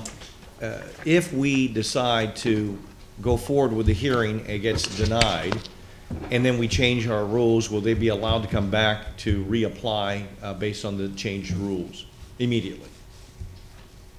You follow what I'm saying? If the guidelines are changed to eliminate that. Well, if the guidelines change in a way that they feel like they have a better case to present after the fact, right? How quickly can they come back and be able to apply? They would, well, typically if there were a change to how the staff evaluated that would be an administrative approval, and they could come back really at any time that they wanted to apply for that. Right. Well, and Mr. Cohen, I think it following the same path that you and I are thinking about. Do we go forward with this or do we not go forward with it based on that answer? And the other thing is, just to Mr. Suarez's point, would it be torn down in the interim? I mean, we need to, Would it be wise for us to wait until this whole process been completed and then we make the decision? Because I agree with what you said. Right, and tear it down. Robin Horton Silverman Legal. I think this might be a question left to the petitioners and their counsel. Mr. Randolph wants to speak. Okay. All right. Petition. Good morning, Mr. Chairman, members of council and council. My name is John Randolph. My address is Suite 3700 Bank of America Plaza. And I have the pleasure of representing Reverend Leroy Chapman and Gloria Chapman, who are here this morning. If they'd please raise your hand. To refresh your recollection, the council, we're leaning towards a continuance, just to set you at ease.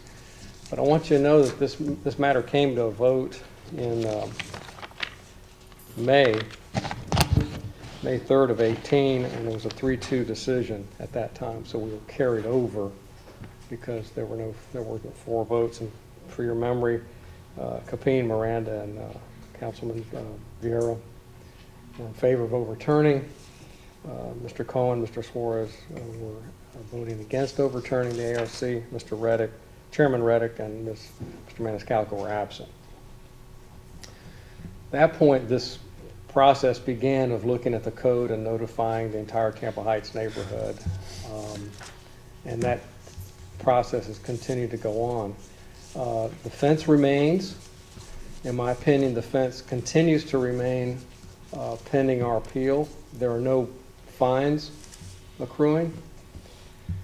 And I think if the process could be somewhat sped up a little bit, we're willing to wait. I suggest probably a 6-month continuance. I think I can clearly foresee this process going on longer into the summer months and a planning commission review, et cetera, et cetera, et cetera. My clients simply want some peace of mind. But if it's the council's pleasure to postpone longer, they're fine with that. But it's an indication of how these a small thing really gets dragged out nearly 2 years now. Let me ask you a question. You wouldn't prefer that this be resolved before May 1st? I don't think it'll be resolved before May 1st, Mr. Chairman. I just don't think you can get an amendment done and reviewed by the Planning Commission and the ARC and adopted and in place, and then I think there's a significant issue is whatever that amendment is, how does it affect my client's vested rights, including the appeal that's pending? Yeah, the reason I've said that because you're going to be back at the beginning with a new council. Right. This whole process got to be explained all over again with a new council. I forgot about that. Yeah. And that's the reason, I mean, it might be going on for another year because they got to be brought up to date. Right. They got to understand this process. Right. And they're not familiar with this particular case. So that's the reason why I said May 1st, because we'll be coming off of here on May 1st. And if this can be expedited or get resolved, I prefer that this council make that decision than to have a new council come in and you got to start all over again. I'm ready to go this morning, Mr. Chairman, if that's your prerogative. I mean, you're the chairman, and Yeah, it's up to him. If you, well, I'd need some idea of where the continuance would fall. I mean, is it June, July? Okay, we got 95 days left here. Yeah. That I counted, not that I'm counting. 93? Let me talk to the Chapmans for a second. All right.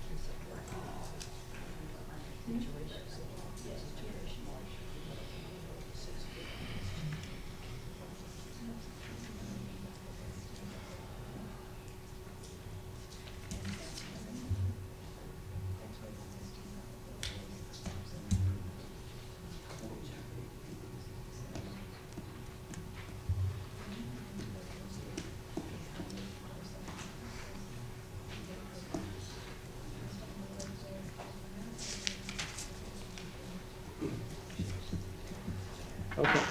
They'd like to go forward this morning.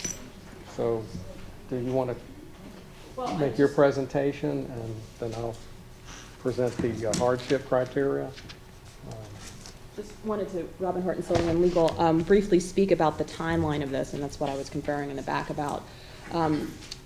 Dennis and I and city staff had reviewed 27-264 subsection B, and we think it could be feasible to complete before the May 1st timeline. No guarantees. I don't want to be held on that saying on the record, but because it's going before the ARC on March 4th, and then HPC will be considering any recommendation by the ARC on March 12th, that we could feasibly get something before City Council end of March, early April. So I just wanted to let the petitioners know that if we wanted to continue not 6 months until then, or they're more than welcome to go forward today.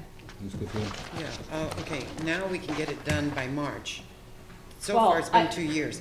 Okay, no. You know, from the beginning, these people and their neighbor, I would not want to live in that neighborhood, because what has been done to these people is, we saw on the photos fences that were 6 foot. We saw them down the street, and they were not.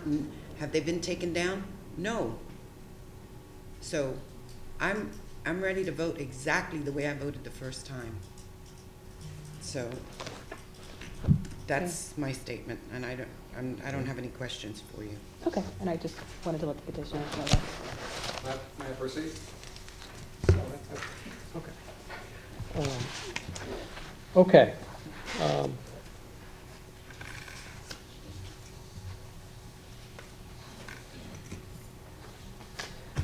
I'll just start out with a picture. I was on the property Tuesday. I'm looking back. Here's the Chapman's fence that's at issue, and I'll immediately point out there's a neighbor across the street that has an illegal fence. Going to Ms. Capine's statement, they're all over the neighborhood. Now, as to those criteria, Chapter 27, citywide, you may have a fence in the corner yard, this is a corner yard, 6 feet high as a matter of right, all over the city. Tampa Heights, different rule book, 4 feet high. And gentrification of a neighborhood is a great ideal, but you have to make the neighborhood safe first. Then you come in and you improve the architecture and the scenery of the neighborhood. These folks have a right to protect their property from intrusion and for peace of mind. And that's simply what they have done. And I'll mention to you, number one, illegal activities threaten the Chapman's quiet enjoyment of their home, a fundamental property right. They are bearing a condition which is unique and singular to the location of their home on a side street at the corner of Morgan and Gladys. That's a unique location. Their home is their castle. They've been there since 1999. Number two, the fence 6 feet along Gladys Avenue does not interfere with the rights of others in the immediate neighborhood. In fact, their neighbor across the street. In fact, it promotes the safety of the neighborhood. It's the broken windows theory many of y'all read about. You repair the broken windows in the neighborhood, you have safety, you have the improvement of values. You make a neighborhood safe, you install fences that are reasonable, you improve the neighborhood, you improve values. Number three, the fence is consistent with the use of the property as the Chapman's home. It is built with the framing interior and the better part exposed towards Gladys Avenue. This fence is absolutely legal in the rest of the city. In fact, it's complementary to the rest of the city. Fourth and final, by reversing the decision of the Architectural Review Commission, substantial justice will be done by assuring the Chapmans quiet enjoyment of their home so they can be left alone in peace and enjoy their home. I simply ask that you reverse the decision of the Architectural Review Commission and approve the fence as built along Gladys Avenue. That's all I have. If you have any questions. Let me ask you a question. Yes, this sir. picture you're showing here, is this a major thoroughfare where cars are going back and forth on this particular road here? Mr. Chairman, Gladys Avenue zigzags back to Florida Avenue, so this is a cut through between Florida Avenue and Central. Okay. Coming straight across. And I'm looking back, and here's another home. Further down, there's another fence that's 6 feet high. So here's this neighbor on the other side behind the Chapman's home, the home across the street. Here's a better picture. This home is on the corner of Morgan, in the corner of Gladys and I believe Central. Now that's the rear yard, but you can see it's along Gladys Avenue. And then here's a closer photograph. I took these photographs on Monday morning. That's all I have. All right. Any questions from council? All right. Anyone else wish to speak on item number 44? Please come forward.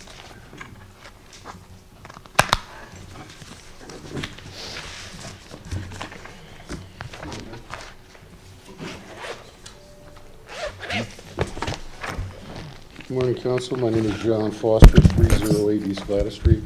I believe I'm required to give you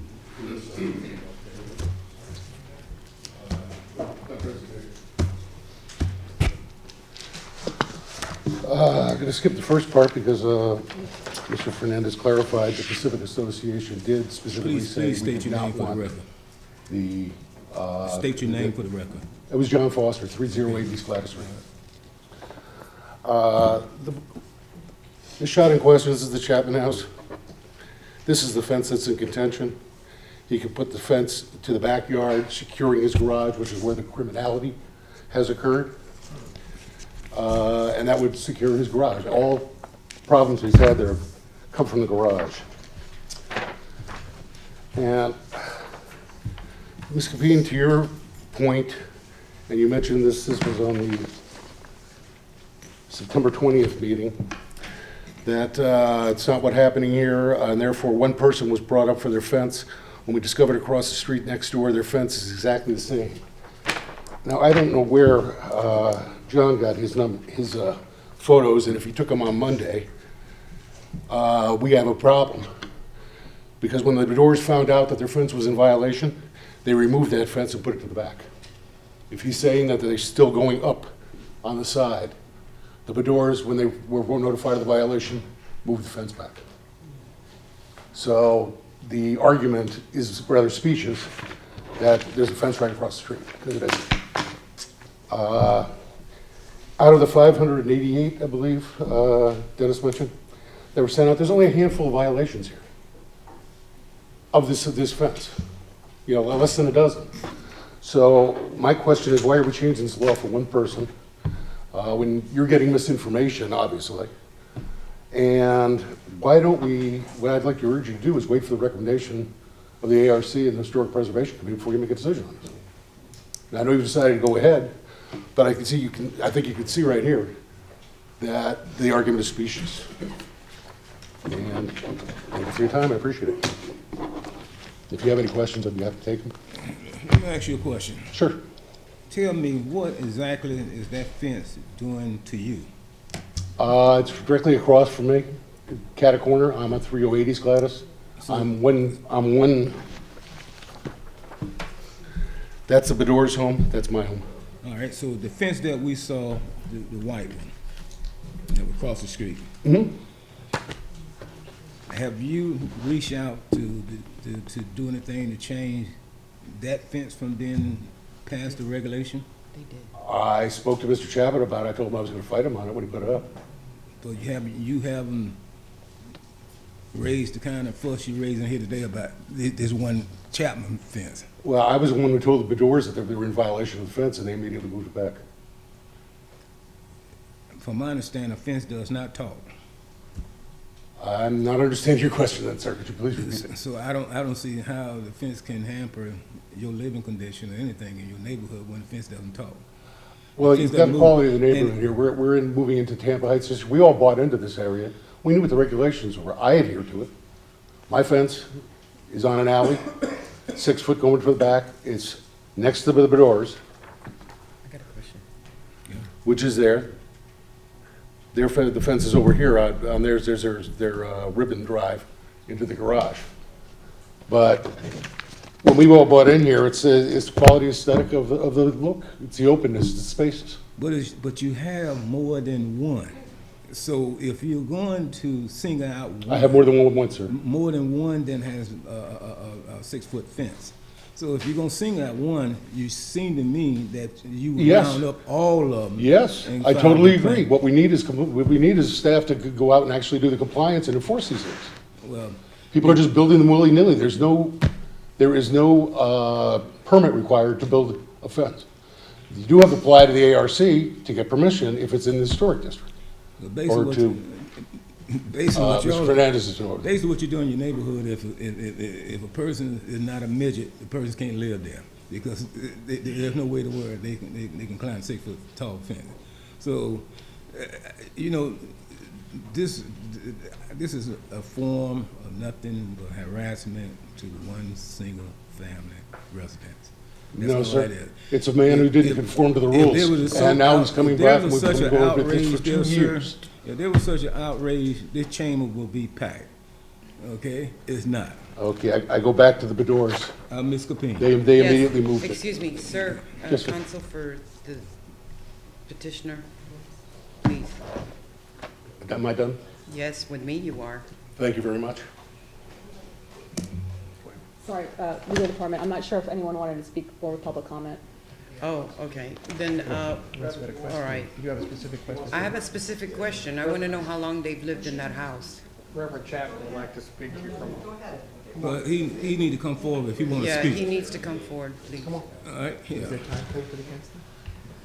Chair, just for reasons, you've asked for public comment. I think you should finish public comment, not you know, but now you're going back to petitioner. I want to make sure It's that the time. public comment, but I can ask a question at any Let time. me just finish. Okay, go ahead. For finish. the purposes of the process, because I don't want to have someone, our lawyer or anyone else, come back and say we were unfair to anyone because we went outside of the process that we typically follow. That's the only thing I was making sure you all And know. Ms. Capine will hold a question for Mr. Chapman, and we'll finish your public comment. Thank you. Ma'am, you want to speak? Come on. No, come, yeah.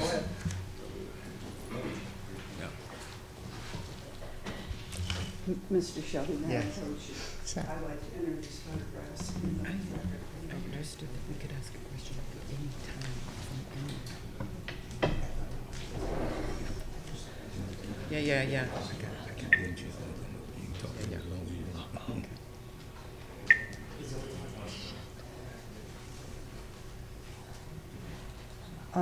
Mr.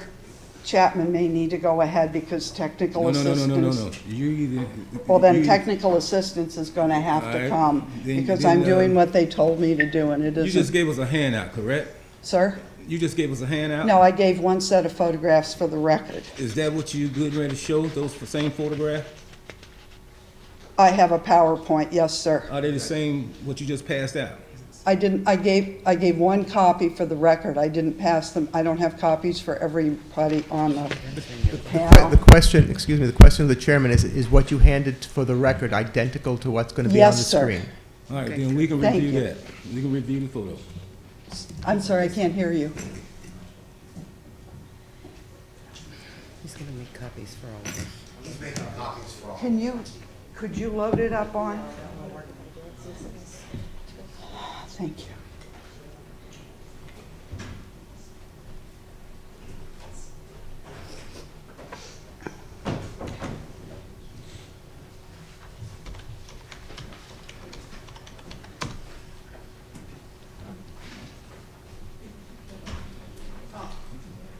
My hero, our hero.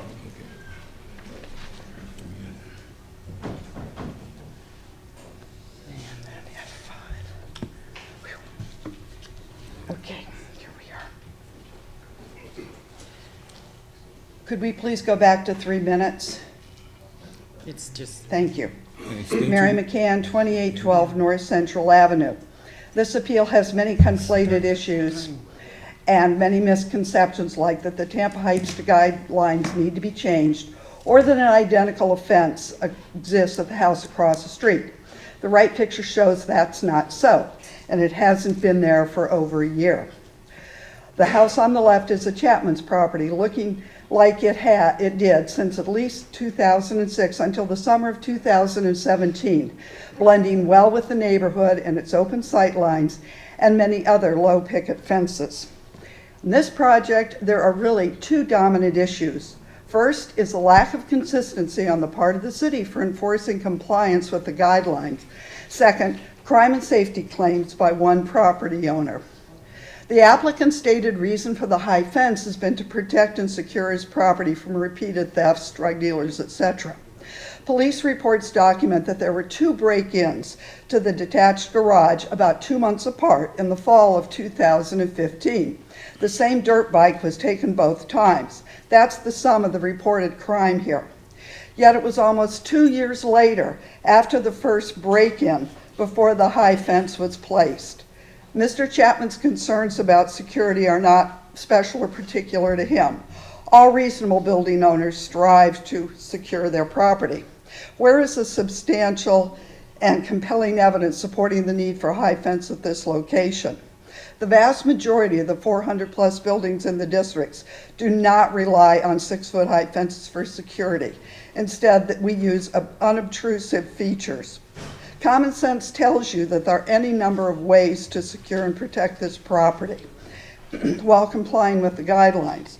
As Mr. Foster said, moving the fence back, putting in good gates, all in compliance with the guidelines.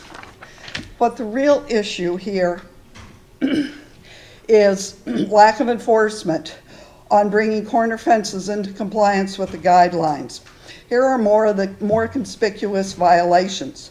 Note that they are recent, and they have proliferated largely because few know that that's not in conformance to build a high fence. Since there's no enforcement, owners think it's okay to build, and build they do. Even Mr. Chapman, in his appeal, stated that he wants his fence in light of the others that are all over the area. It appears that there are about 10 to 12 violating opaque fences in the neighborhood, some of which have already been approved by ARC. But here's your answer. Consistently enforcement and applying the guidelines is what's broken and what needs modification, not the guidelines. Here we have two examples of where finding out that you aren't in compliance has resulted in fences that meet the guidelines. This should be our objective. Enforce the guidelines and compliance will happen.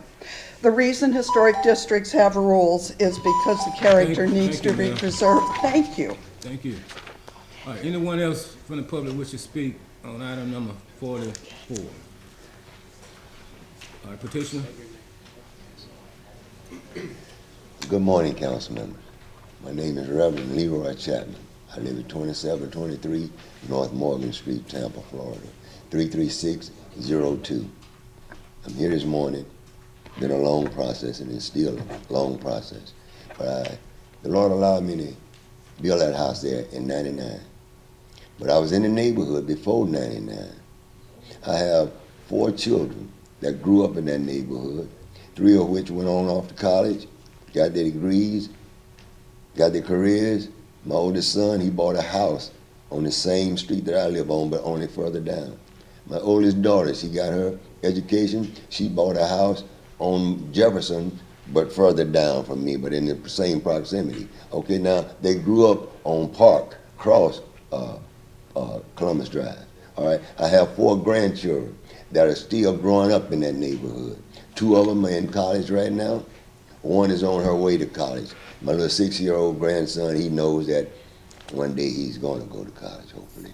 And I'm here because I did have a break-in 2 times in my garage when we had the short fence. Now that fence, what they would do, they couldn't get into my garage door. But what they would do, they would go over the fence, go into and break into the back door of the garage, steal the merchandise, come out through the gate. That's what was happening. But I put a major lock there, started locking that door the same way from the inside, put a fence around it, that stopped there. Now, we all know Tampa Heights. If you've been around, you know Tampa Heights. Years ago, Tampa Heights was a rough neighborhood. Nobody seemed to have wanted it. But if it was the oldest neighborhood in Tampa, it was still a historical parcel then, the same as it is now. Now all of a sudden this neighborhood has grown in value. Well, we're not there as to say we don't need locks anymore. I didn't do anything illegal. The law states that I could have put fence to the corner of my house. That's what I did. Guidelines, even though the words that have been spoken here today, I don't come before you as a lawyer or as an expert on fences, as an expert on guidelines, none of that. But what I do know is the difference between right and wrong. That's what I do know. And I did nothing wrong. I put a fence up. That's what I did. Now, there are some people in the neighborhood don't even live by me, but they have a lot to say about what's going on. But no one else in the neighborhood knows anything about what is being said. or no one else in the neighborhood even taking in consideration as to what's going on. My neighbor that spoke and had the petition that he presented, John, he has a fence almost identical to mine around his house. But is he in violation? And since my house is built different from his house, my back door to my property is on the side of the property, on the north side. So if I did that, I'd come right out into the street, my wife and everyone else. These them children, I built the fence there to keep our stuff safe. We didn't come into the neighborhood to try to make money and leave. We came into the neighborhood to raise a family and be productive citizens. And that's what we are doing. Now, if you, what am I doing? Well, I mean, who are we hurting? What's the fence doing to you? I've watched my neighbor, which I don't want to bring this in, but this is just a fact. I watched my neighbor sit night after night, day after day on his porch and just literally call the police on anybody he feel like. Yeah. We have people on council have literally hurled dog feces after my son and his girlfriend riding a moped, or not a four-wheeler, and almost caused them to have an accident. They turned around and came back home and tell me about it. John is right there. Why didn't you call the police? But that she hurled a deadly missile. When I went to speak to her, I still have her voice on video, on our recording. Why did you do that? You live all the way down on Central. I live up here. You got a fence right across the street from you. Been there since I got there. Why aren't you telling these people that you feel like you're in a tunnel when you come out of your gate? But when you come down to my corner where I'm staying at, it's not my corner, but it's where I live at, you say you feel like you're riding through a tunnel. All these words are beautiful, but they have no iron. You see what I'm saying? They are wrong, they are wrong, they are wrong. I'd be stressed out about this fence. I wanted to make civics association. Part of a civics association duty is to enhance the neighborhood. But the major part of a civic association, the word civics, Google it, look it up. I studied it, going to school as a kid, we had civics. You learn about things you should have that you don't. An enhancement of things. Well, this stuff stuck to me. All right, the first thing is to preserve the right of a citizen or civilization. That's the number one key component in the meaning of civics. And then the second component is to enhance, it's your civic duty, to enhance and to make better your surroundings. So now that being true, and you're part of a civics association, your job should be fighting. Mr. Chapman, for the, you need to talk to us. I'm sorry. Okay.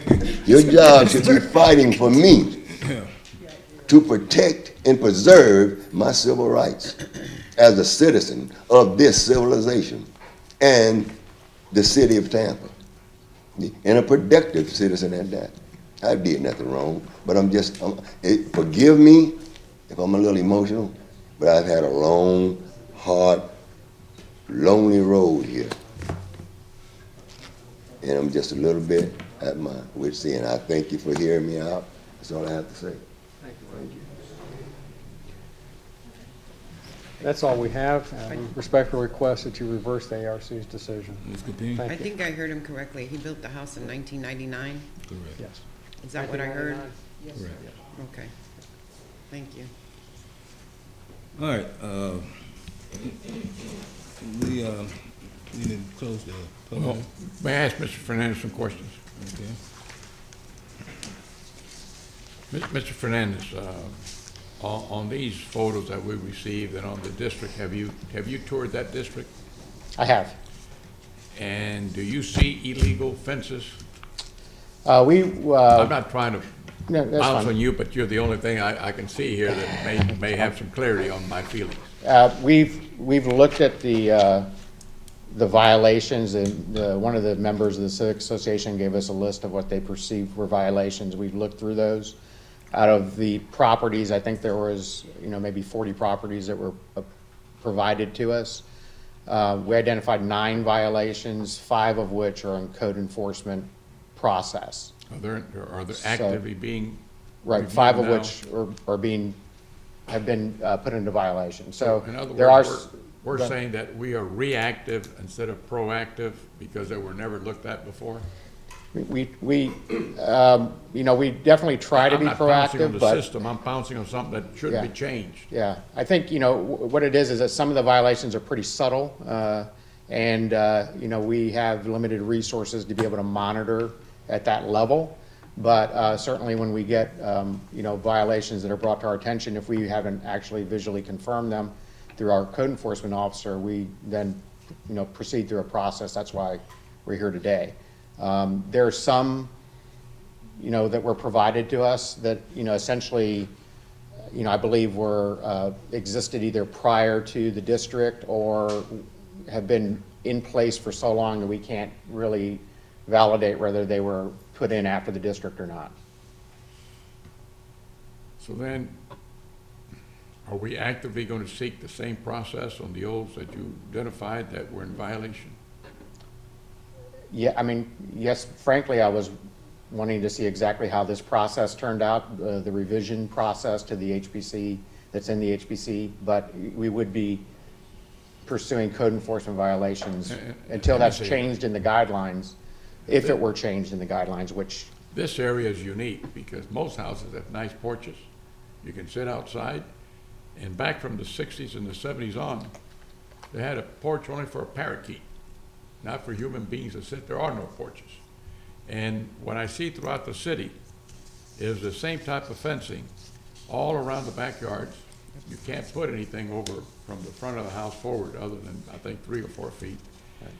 And I travel throughout the city every day. I look, and it's becoming more like, I don't have a word for it because you see neighbors that don't know each other. You see people that can't talk to each other. And I don't know what it is, but it's just a lot of misconception on what a fence does. We're certainly not in Texas and Mexico yet, but evidently we're getting there. And to me, it's just if you're going to get one, you got to get them all. If not, you got to forgive all. And by your testimony, code enforcement has filed those proper documentation on those 5 that you mentioned. Am I correct? Correct. Thank you. Just, I feel obliged just to point out one point. I believe that the majority of the Civic Association didn't realize that this larger issue was going to be taken up today. And in our discussion and when them being engaged, they've been tracking the code process, which, is going to go to the ARC on March the 4th and then the HPC back on March the 12th. So I think if they realized that this was going to happen, there might be a larger presence, but I feel obliged because I've been interacting with them quite a bit. I wanted to express that to you. Thank you. Well, let me respond by saying that this is not the first time this came up, and there was a large turnout either way. Right. So don't add additional incentives to this. All right. Any other questions from council? All right. We get a motion to close. Move. Second. All right. Get a motion from Mr. Miranda, second by Mr. Maniscalco. All in favor of the motion, say aye. Aye. Any opposed? Okay. Let's play with council. Go ahead. I move to reverse the denial of the certificate of appropriateness. I think the petitioner has proven hardship, and do I need anything else to add to that? Do you want to add anything, Ms. Sewell? And anything with regard to the sample motions? Or wait. are you accept? Where is it? Robin Horton, Silverman Legal. Okay. The only thing I wanted to point. I got it. I just want to point out with hardship, it's more of a variant standard. So I just wanted to clarify that for purposes of the record. I'm sorry? The hardship, the criteria is 27-115 under Right. the guideline, the code, and not a hardship criteria for a variance. Okay, thank you. I move to overturn the Architecture Review Commission denial of the certificate of appropriateness for application ARC 17330 because petitioner has demonstrated that the petition meets the criteria found in the city code section 27115 K and I. because, and the appropriateness of the fence that is all over the city of Tampa. I got a motion from Ms. Capeen, second by Mr. Vera. Chairman, discussion, may. Discussion? If this was the only case that's here, it is one, but I understand that there's 5 more coming. And I admire the courage of Leroy and Gloria Chapman. I admire what they've done with the children. I admire what they've done in building their house. I admire everything you've done. But there's a part of me that tells me that the law should be enforced, and evidence proven today the law is going to be enforced. That's all I got to say, Mr. Chairman. Anyone else?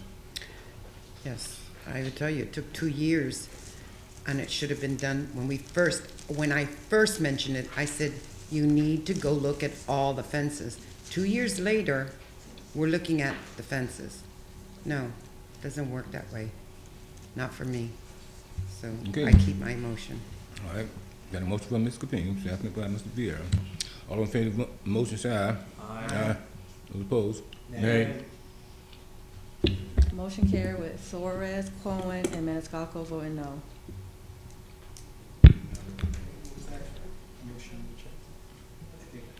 You better have a voice vote.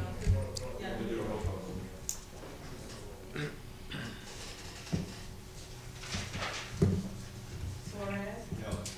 Cohen? Maniscalco? No. Reddick? Yes. Capeen? Yes.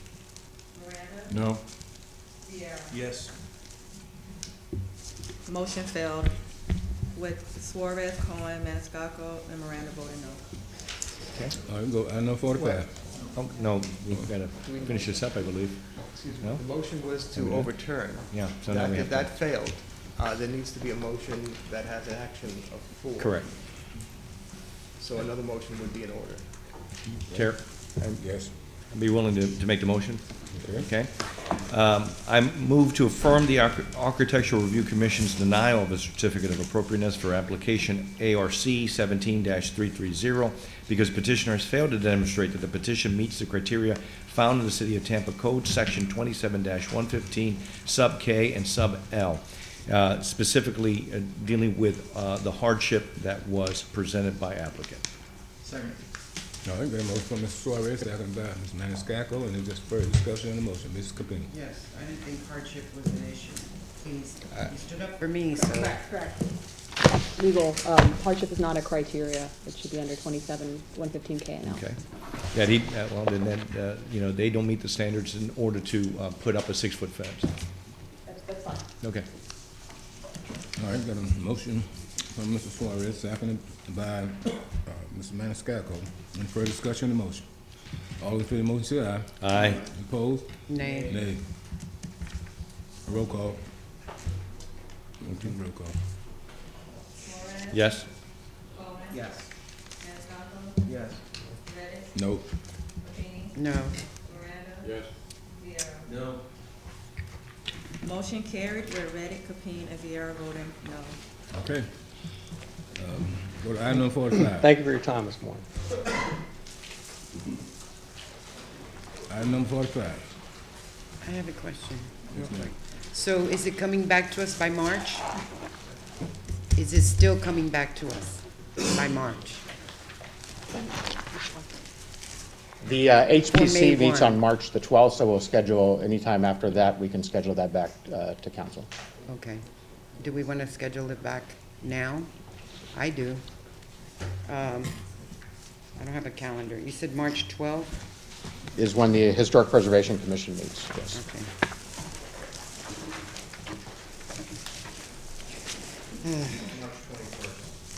Yeah, thank you. March 21st is our next regular meeting. So I make a motion that the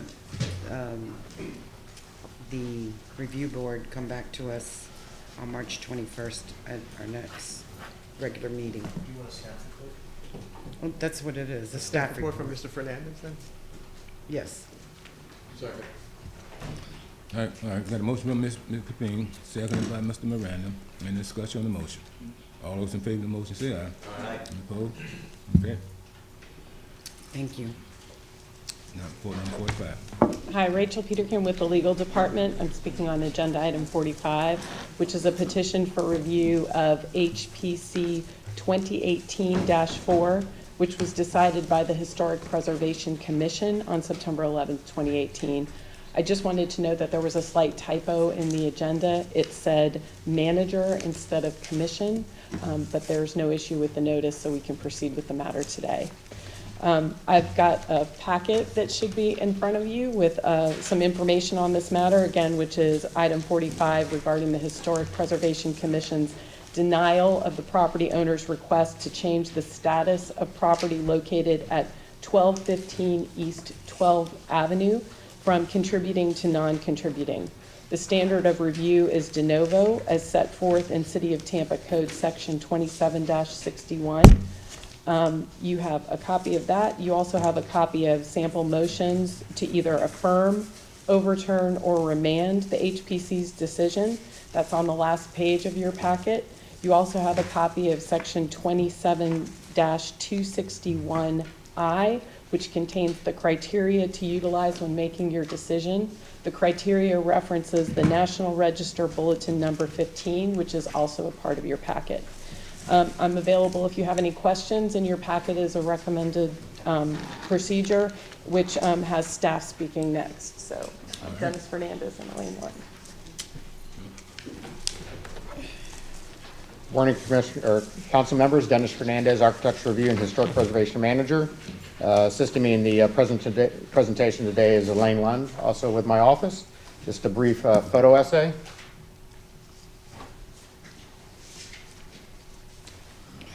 Subject properties located at the base of the arrow on 12th Avenue within the boundaries of the Ybor City National Landmark and Local Historic District. So blow up of that area. In the green box, notice that is a shaded structure, which means it's a contributing structure. Contributing structure is designated as a designated classification that determines if structures contribute to the overall character of a historic district. Some aerials just to give you a little bit of perspective on the location. Subject property located just under that red dot. This is Nucio Parkway. It's immediately to the south of the structure. This is a view facing north. Once again, the subject property, Nucio Parkway and Interstate 4. This is a photograph of the structure. It's constructed in 1913. The area surrounding it is somewhat overgrown, so these photos are a little bit difficult in certain areas to take. This is the street view. You see that there's other contributing structures in the vicinity. The application was received by the Historic Preservation Division on July 5th of 2018. The Historic Preservation Commission held a hearing on September 11th of 2018. The request was to change the status of this particular structure from contributing to non-contributing. A non-contributing structure within the district with regards to demolition would be done essentially by right through the staff. A contributing structure within the local historic district requires a process through the Barrio Latino Commission if that structure were to be demolished. I'm going to ask Elaine to go through a series of maps that we rely upon to validate status of structure. Good morning, City Council. Elaine Lund, Historic Preservation staff. I'm actually going to start with a map that does not show the status of the structures within the historic district as they are today, but this was a map resulting from work that was done in 1974 when the Ybor City Historic District was first listed in the National Register of Historic Places. And you can see the original designation of that district outlined in the black dots there. The map at this time included sort of a analysis of the structures outside that particular historic district, and in order to sort of give an indication of the nature of the buffer zone around the district. A lot of the area is shaded in a green that indicated that the area at that time was vacant, primarily due to urban renewal efforts, and you can also see some areas that are in a different color green where it's indicated that they were to be slated to be demolished for urban renewal projects. The orange arrow there is pointing at the site of the structure where it sits today on 12th Avenue. This is a map from the 1986 Ybor City Historic District Design Guidelines. This is one of the earliest maps that we have in our office on file that indicates the contributing and non-contributing status of the structures in the Ybor City Local Historic District. When the Ybor City Local Historic District was initially established by state legislation, the individual structures within the local historic district did not have either a contributing or non-contributing status.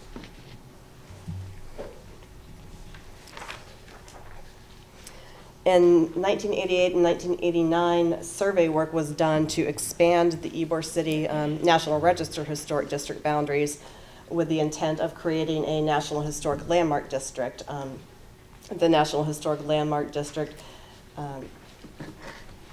efforts did take some time. Initially, they looked at doing the boundary expansion to create the Historic Landmark District in, I think, 1979, but it did not finally get listed as a Historic Landmark District until 1990. So this map is showing you the results of the survey work then, and again, the orange arrow is pointing to the property in question. A blow up of that map, and you can see that it is shaded, and the shaded indicates that it was to be considered a contributing structure. This is the map from the National Historic Landmark listing that is included with the copy of the district nomination for the Historic Landmark District, again with the orange arrow pointing to the property in question. And again, looking at a blow up of that area, you can see that it was shaded in, indicating that it was a contributing structure.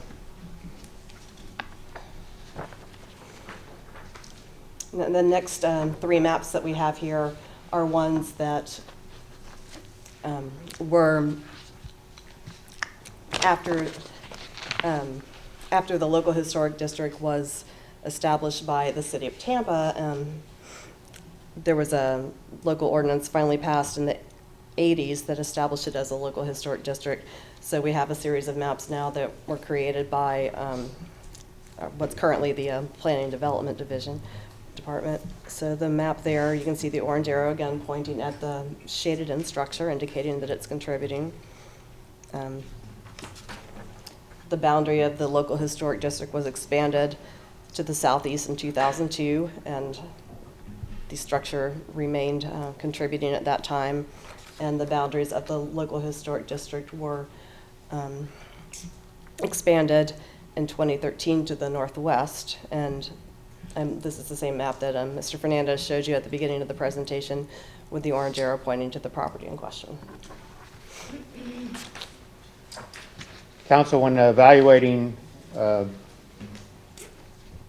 these classifications, which was relied upon both for the National Register designations and the local historic district designations, is referred to as National Register Bulletin number 15. Just for the sake of brevity, I'll just kind of summarize the salient points for you. Essentially, properties are evaluated under 5 different areas. There's the necessity to categorize a property. Properties are typically categorized as individually eligible or eligible within a group. A group typically is a district. There's some other areas as well, but that's predominantly what we deal with in the city of Tampa. This is, of course, is part of the Ybor City Historic District. The area of historic context is what we refer to as the area of significance, the period of significance. In Ybor City, that is structures built between 1886 to 1940. The subject property was constructed in 1913. The determination of significance within Ybor City falls under criterion A and C. Principally for a structure of this type, it would be its relationship to the cigar industry as an early form of worker housing. The criteria considerations, which are essentially other unique situations that may be applied, such if a structure was moved or was a cemetery, those don't apply to this particular case. And then the determination if the property remains as a sign of its original integrity. Integrity in and of itself is probably at the core of this particular issue. I'm sure you're going to hear testimony about the structure's modifications.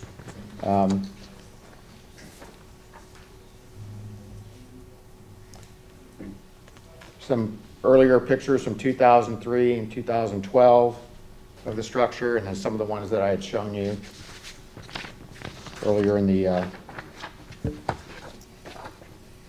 photo essay.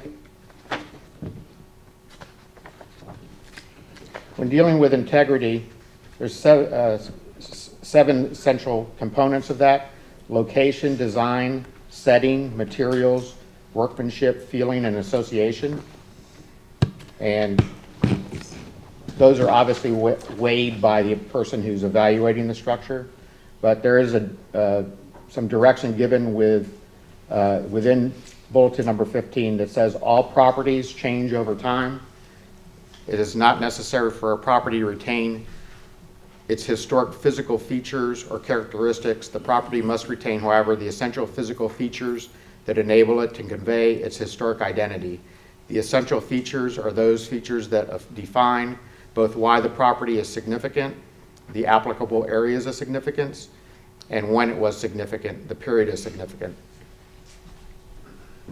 Through the staff evaluation and the determination of the Historic Preservation Commission, staff does feel that despite the modifications, the structure still contributes to the Ybor City Historic District. All of our reference maps from very early periods show this as being a contributing structure. There have been other cultural resource surveys within the district that have contradicted that designation. However, we are speaking about a local historic district designation. That's a City of Tampa designation, which ultimately the city controls. So other reviewers that are involved with perhaps federal projects that are evaluating that, their determination does not necessarily mandate that the city has to change the classification of a property. That's actually in your hands. So with that, I'll conclude my presentation and make myself available for any questions. Thank you.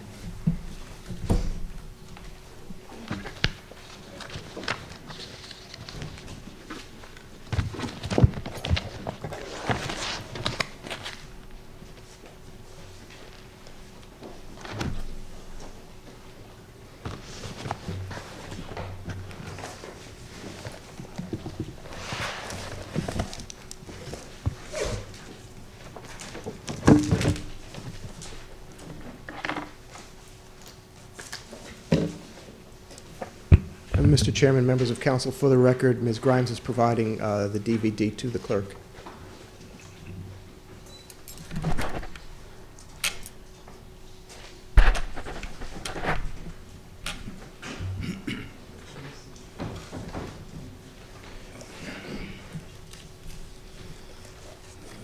Thank you. Do you know?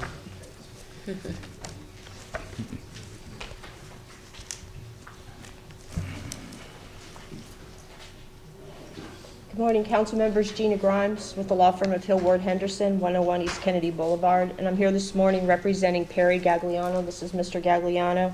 He's the owner of this house. He purchased this house in July of 1986, so he's owned it for the last 32 years.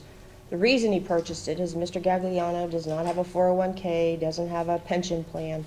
Instead, he's of the school of thought that he would buy income-producing property in order to give him an income stream as he got older. This was the first house he purchased with regard to his retirement plan.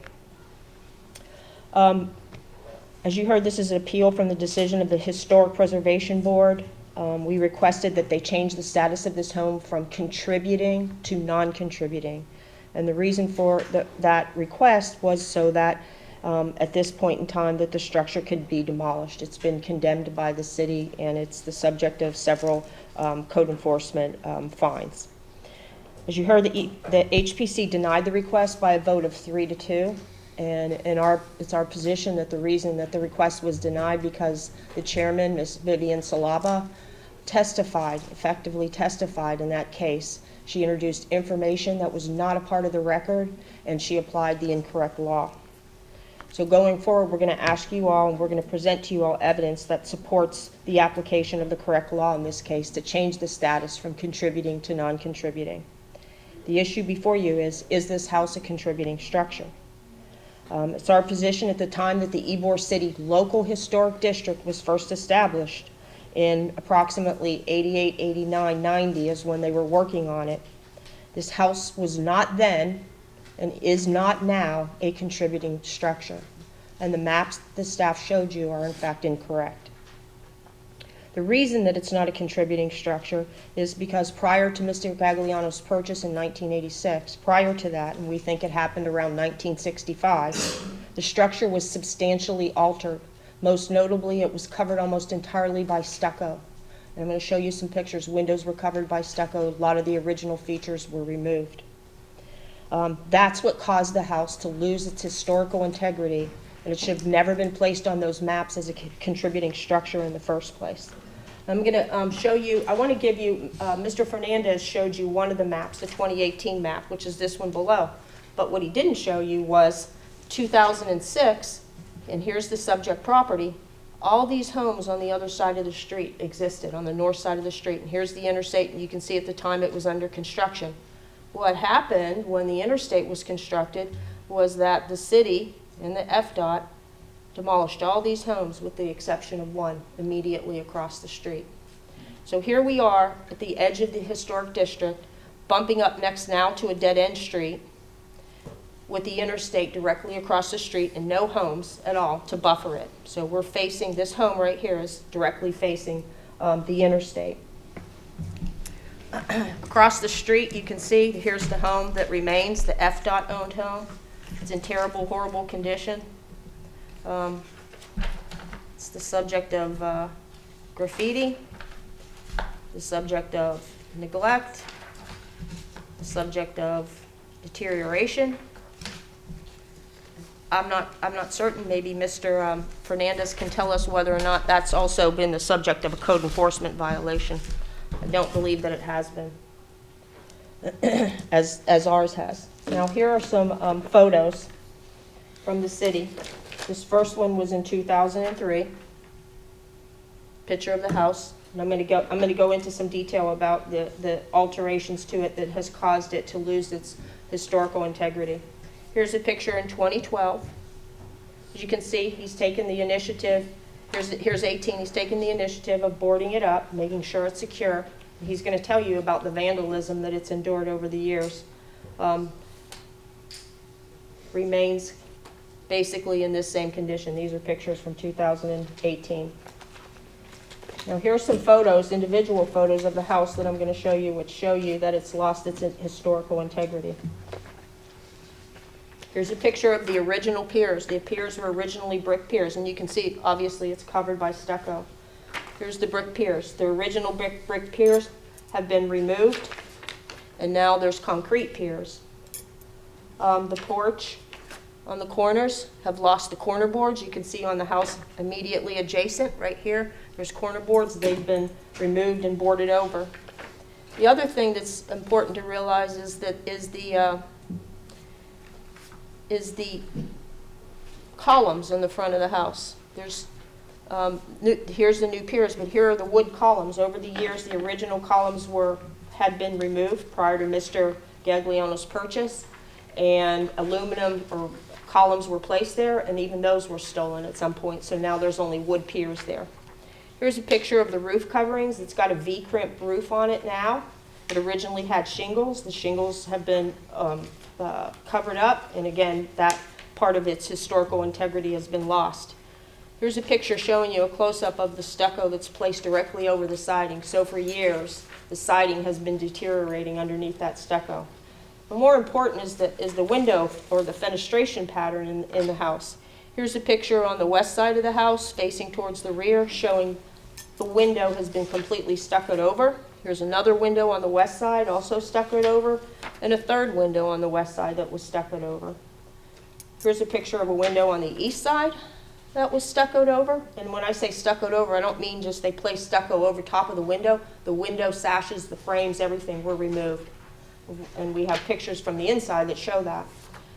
This is the rear of the house. 2 windows existed right there, both of them removed and stuccoed over. There's a picture of the one on the one side and a picture of the window on the other side.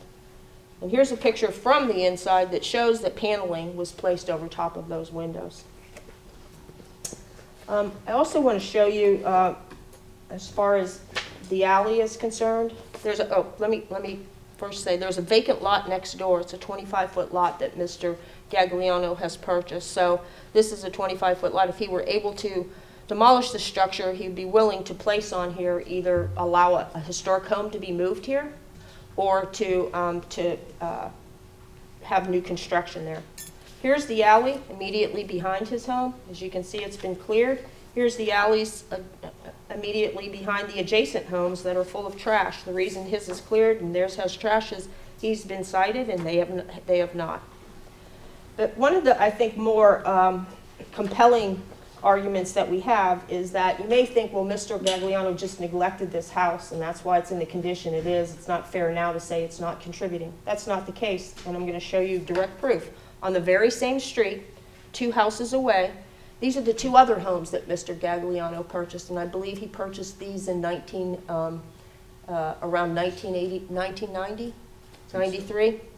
These 2 homes, very well maintained homes. This is 1207 East 12th Avenue, and this is 1209 East 12th Avenue. As you can see, very well maintained homes, and you want to talk about affordable housing? Mr. Gagliano rents both of those homes for $500 a month. There's 3-bedroom, 2-bath homes. There's not very many places that people who can't afford to rent nicer homes can go to get a house that nice and be able to live in Ybor City. So I give you those pictures to document to you that he's a very responsible landlord. It's in his best interest to maintain these homes because it's his revenue stream, it's his livelihood, it is his retirement plan.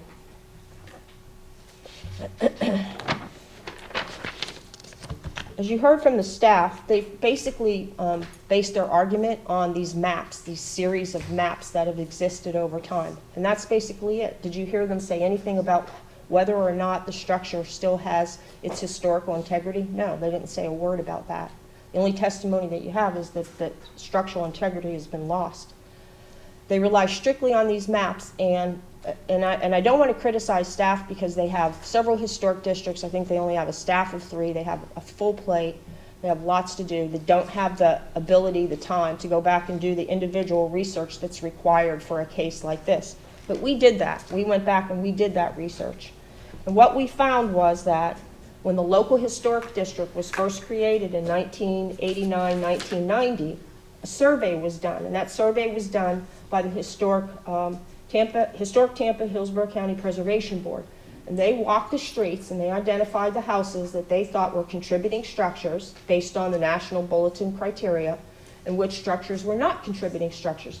And what they did was they took they took the sandboard maps and they either colored it in black or they left it blank. Black meant it was contributing, blank meant it was not contributing.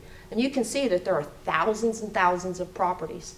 So the potential for a mistake on a map like this is pretty simple. And what has happened in this case is there was a mistake made in 1990, and it's been carried over year after year after year. How do I know that's a mistake? Because we went and pulled from 1989 the information that the Historic Preservation Board submitted to the state, and it's in your package of materials. And in it, it talks about how This narrative was based on a 10-year-old study. It lacked the necessary data from a field survey to determine district boundaries and an inventory of contributing and non-contributing structures.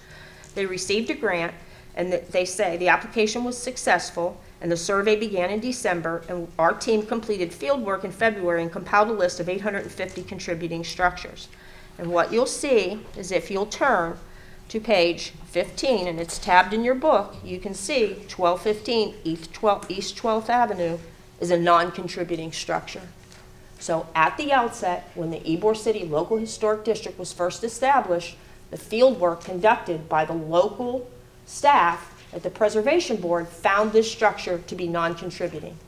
Somehow, a black dot got placed on that map. And the only way I can assume that the black dot got placed on that map and that error compounded year after year was that the structure next door was demolished. And so there is a little blank on the map right next door to the subject property. If you can see, right, yellow is the subject property, and next to the subject property is a blank. And all I can argue, all I can assert or surmise is that someone thought that that was made it non-contributing. It was actually the house next door, not the subject property. But I've given you the documented proof that, in fact, when this Ybor City Historic District was first created, it was originally designated as a non-contributing structure. Now, going forward, independent evaluations were done when the Florida High-Speed Rail Authority was coming through and they were evaluating this area. And at that time, they found it also to be a non-contributing structure. And they say that they reviewed the maps that they had and they updated them based on additional field work. And again, if you go to the tab page, you'll see the entry for 1215 East 12th Avenue, a bungalow, newly recorded, meaning it was updated, identified as non-contributing. And then to go one step further, and this is the most specific information that anyone could have with regard to this property, you'll see the individual Florida master site file form on the property that shows someone went out there and did a specific documented evaluation of this house. What did they say? It was a bungalow, exterior, drop siding, stucco. The windows are obscured. They go on onto the next page, and it says, stucco obscured and enclosed windows, replaced porch supports and foundation. They based it on the tax records and several other surveys. Potentially eligible for local register? No. Individually eligible for national register? No. Potential contributor to the National Register District? No. The explanation of the evaluation. Extensive alterations indicate this building does not contribute to the Ybor City National Historic Landmark District. And then it gives the names of the individuals. And in the end, as far as the state's concerned, the eligibility is no. It's National Register eligibility, I'm sorry, you can't see that, is no. You can see it right there. So we have 3 pieces of specific documented information with regard to this specific structure, not these general maps that the staff showed you, but specific information. Now, why is that important? It's important because when it comes to evaluating whether, in fact, now you all find that this structure should be contributing versus non-contributing, we also have to evaluate the National Register Bulletin. And as the staff pointed out, there's criteria C is what's applicable here under the National Register Bulletin. In the National Register Bulletin, it talks about workmanship and the 7 aspects of integrity of the materials, so that when alterations occur, the integrity of the structure must be maintained. And it states on page 45, if the property is rehabbed, the historical materials and significant features must be preserved. That did not happen here. The original features have all either been removed or covered over. And then it goes on to say, if it maintains some basic features like massing but lost the majority, then it's not eligible. It also talks about if they're concealed under modern construction, the property is no longer eligible, it's lost its integrity. The same information is set forth in the Ybor City Design Guidelines. I would close by saying that this property no longer has historic integrity. It didn't in 1990 when the historic district was first established. It's got inappropriate stucco. It's been re-roofed, it's lost the window fenestration pattern, the porch has been altered, columns removed, and the loss of the foundation piers. And we would request that you find that this property has lost its integrity and that the status should be changed from contributing to non-contributing. And on rebuttal, I'd like Mr. Gagliano to speak to you with regard to his history on the property. You just used your rebuttal time. Pardon me? You went over, so you used your rebuttal time. Okay. Just kidding. That's all right. All right, anyone in the public? The piece of paper that you have on there right now, Ms. Grimes, what year is that? That is in 2003, February of 2003. Thank you. Thank you. And I believe it's in your packaging materials. All right, any additional question, comment from council? All right, anyone in the public wish to speak on item number 45?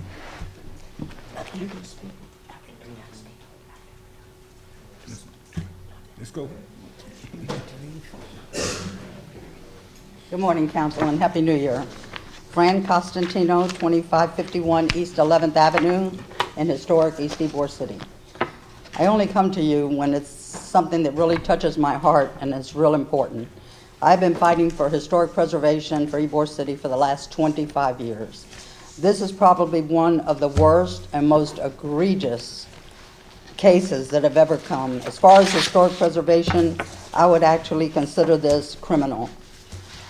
This property, I probably reported it to Renee Lopez and then to Wallace Nelson for 10, 12 years. This house is 100 years old. It is contributing. Every house on that street is contributing. Every owner has put money into it. That street is amazing, other than the homes owned by Mr. Gagliano and one by Danny Almendarez. I don't know where we fall through with code enforcement and even with our legal department, how somebody can buy a house and own it for 33 years, pay $2,900 for it, and not do a single thing to that house for 33 years. Called code enforcement. I didn't make the girl go back any further. She was like exasperated already. I don't know how to turn on this Elmo. How does this go on? Is it going? Okay. This is in 2012. He was cited. Repair, replace the deteriorating and collapsing portions of the roof and hereby. I sent all this to y'all yesterday late so that y'all can see the code violations, the egregiousness of this. If you were to look up demolition by neglect, you would probably see the owner's picture there. If you pull the HPC and read the minutes, they were brave enough with the courage to stand their ground and not undesignate this house. Every house on that block is unbelievable. He's only getting $450 rent. There's a house, two houses down that are 2-bedroom, 1-bath that I'm getting $1,200 for. It's not my house. But it is an eyesore to the neighborhood. It is considered contributing. This is just the first step. If you undesignate it, which I'm pleading with you today, do not take away that designation. The next step is to demolish. Then a general contractor comes in and tells you it's going to take $500,000 to bring it back to its glory. That becomes economically unfeasible. Then they demolish. We have lost in the last 2 or 3 years 3 or 4 contributing structures that I know of. The Parks Department gives us our designation based on the percentage of historic homes in historic Ybor City. With all the new development and all the new stuff that's going on, the more houses that get demolished and the more we lose, we have a chance of losing our designation at the rate we're going. So I'm pleading with you to please deny this request and do not undesignate this house on behalf of historic preservation and historic Ybor City. And I thank you for your time. It's 12, so we need to extend this time. 15 minutes. 15 minutes? All right, got a motion from Mr. Cohen. No, we talking about internal stuff here.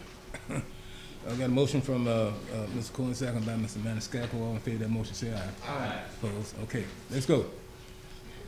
Thank you. We just extended the time. Oh, I'm sorry.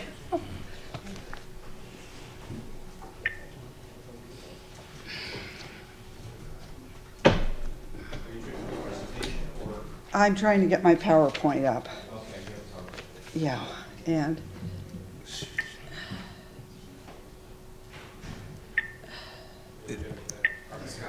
oh, I'm sorry. It's not me. I think it times out. yes, it does. No, there. Verification. Good man.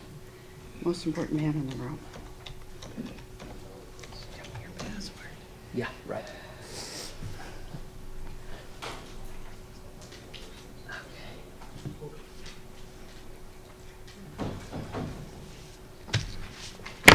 Hello again, Mary McCann. I participated in that Historic Preservation Commission meeting, and frankly, I was pretty disturbed about what I heard and saw. I'm an architectural historian. I've practiced for about 40 years and have applied the National Register criteria to tens of thousands of properties. And what I want to emphasize is that being eligible for the register in any evaluation involves not only significance but also meeting the aspects of integrity. Integrity is the ability of a property to convey its significance, and it has to be present. It's always grounded in an understanding of the property's physical features and how they relate to that significance, which in this district is association with the cigar industry. The other interesting thing, and that is outlined in Bulletin 15, which those of us that have practiced for years refer to as the Bible. What's also very interesting for you, and I want to clarify, is the enabling legislation, your city code for the Historic Preservation Commission specifically says that they are to use Bulletin 15 as their criteria for evaluation. So it's not based on what an observer or a worker does. It is based on the Bulletin 15 criteria that says that to be eligible, to have significance, you also have to meet several and generally most of the aspects of integrity. Ms. Grimes showed you a building that does not have the aspects of integrity of design. It does not represent the materials and have the appearance of a pre-1940 house. The setting has been changed. The materials, they've been removed. They've been irreversibly altered. Workmanship is gone, and so unfortunately so is, because of demolitions, the feelings. I have had occasion, because I care about Tampa Heights neighborhood, and I'm forever out finding mistakes on maps. That's not what you use to assess. National Register nominations, you have to do an inventory, as she showed, of every contributing and non-contributing building in the district.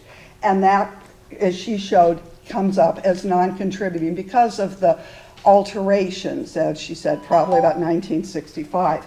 Here's an area around my house in Tampa Heights, and I want to impress upon you that the mistakes go both ways.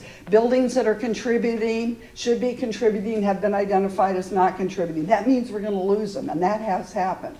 And they also have ones that are shown as contributing that aren't, because they have lost the aspects of integrity. I urge you to reverse the Historic Preservation Commission's determination that this is eligible in fairness and in compliance with the enabling legislation. Thank you very much for the vote before too. Good morning, Council. Steve Michelini.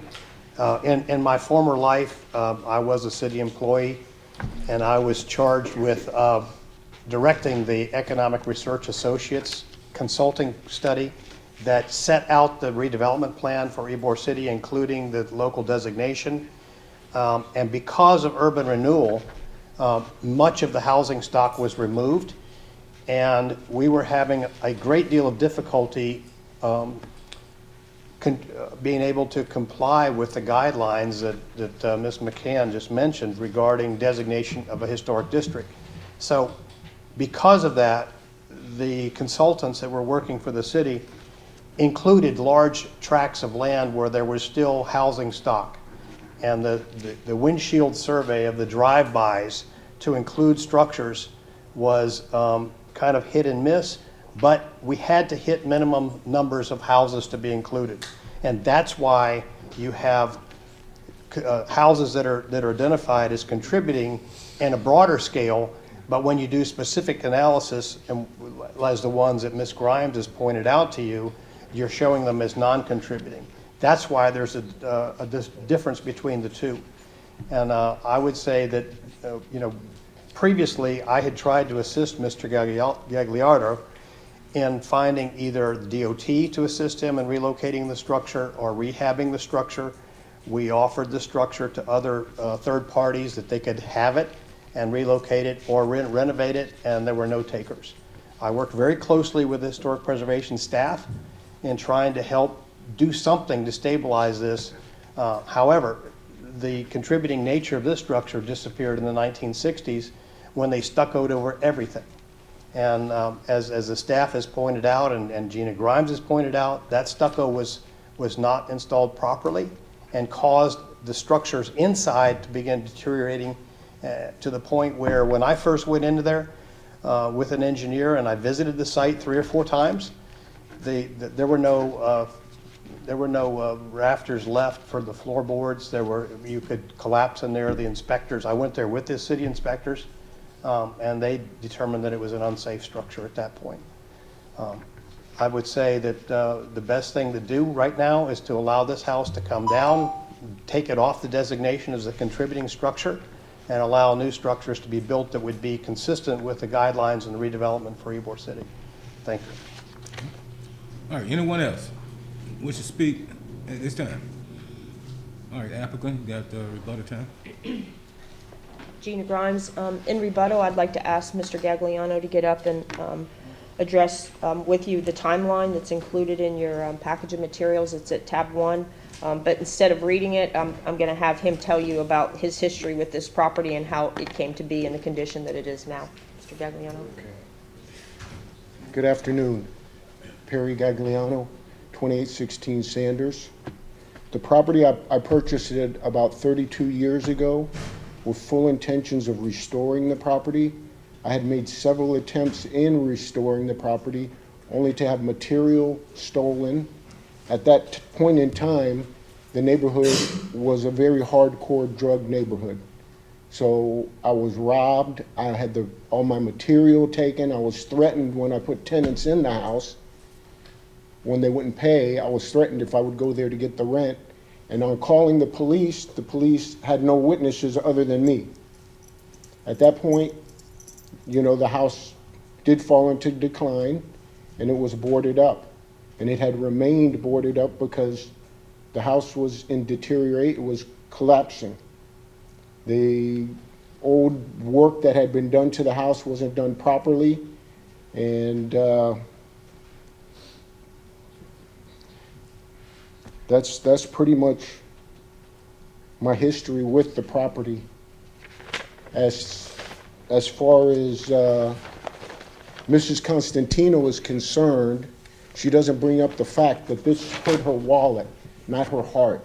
I had a contract with Ms. Constantino to sell that property with 2 other properties.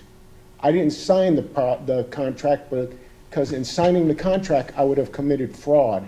I had to say certain things were done to the property, and we have the contract still.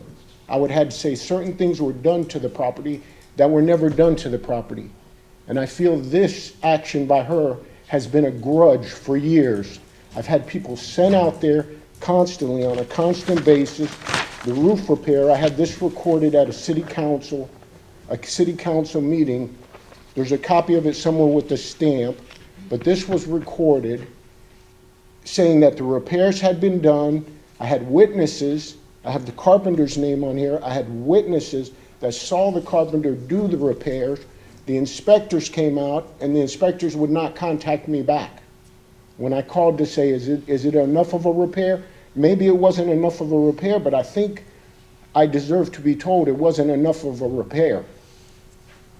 I have, at my place of business, good. Okay. The other houses that I have on the street, those I subsidize personally. I've got 2 black women. Neither one of them can afford rent. You can see how they keep the house. They keep the houses up. They can't afford to pay the $1,200 Ms. Constantino gets from her rental. They can't afford to pay it. They will tell you, one of them will tell you, I've had her there for 10 years. The other one will tell you, I've had her there for 6 years. I've never gone up on their rent, and that's why I'm not getting $1,200 a month. And the houses are very comparable to the house that she is managing. This to me has been a grudge. I've even had workers tell me that she's come to my place of business saying she's going to get it shut down. Music's too loud. It's out of control. Basically, that's. I would like to close with that. That's and pass it to. Thank you. Okay, just in closing, again, going back to what the legal standard is, and that is whether or not this house has historical integrity. I think we've showed you through the inappropriate stucco, the re-roofing, the loss of the fenestration pattern, the porch alterations, including loss of the columns and the stairs, and the loss of the foundation piers. It no longer maintains any kind of historical integrity. That integrity was lost in the 60s when it was originally altered. In 1990, when that survey was done, it showed this house as a non-contributing structure. That's the way it should be designated now. We think the maps are incorrect, and we've explained to you why. And with that, we would like a motion to reverse the denial of the Historic Preservation Commission. Thank you very much for your time and attention. All right.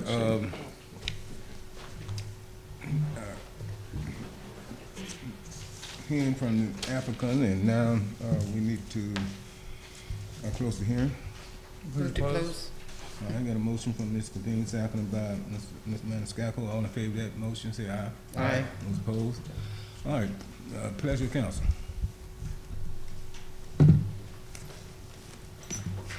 Chair, if I could just make a comment, this last part of the discussion, the personalities and the bad blood involved are not going to weigh on my decision, okay? And I really do think that there are some issues here that we have to talk about outside of this particular hearing, which is there are folks that buy property and allow for it to fall in disrepair in order to allow that property to be torn down or to change it significantly. Some of the arguments that were made by counsel, by Ms. Grimes, concerning the documents that keep saying whether or not something is conforming or non-conforming has a history there that I'm trying to figure out how it fits into this entire thing. So I just want to make sure that everyone in this room knows that whatever bad blood exists between the two people that spoke, Ms. Constantino and Mr. Gagliano, are not going to be part of my decision at all. And I think that no matter what happens, those two people better come together if they want to actually have some kind of relationship in Ybor City. That's all I got to say on that. All right, any other discussion? All right, there's no other discussion, then what's the pleasure of council? Mr. Cohen? I move to reverse the Historic Preservation Commission's Second. denial of petitioner's application HPC 2018-4 requesting to change the status of 1215 East 12th Avenue from contributing to non-contributing because petitioner has demonstrated that the petition is consistent with the applicable general standards set forth in section 27-261I. And I think it's appropriate to mention that the petitioner made a compelling case for the fact that this particular structure was designated as historically contributing in error. All right, got a motion from Mr. Cohen, seconded by Ms. Capine. Any further discussion on the motion? All those in favor of that motion, say aye. Aye. Those opposed? Nay. Motion carried with Maniscalco voting no. All right, thank you. Mr. Chair, Yeah. I'm gonna have to leave. Well, we should wrap up anyway, go to that. Okay. We're new business. Oh, good. All right, so we have already done 46 and 47, right? Just one note on 47.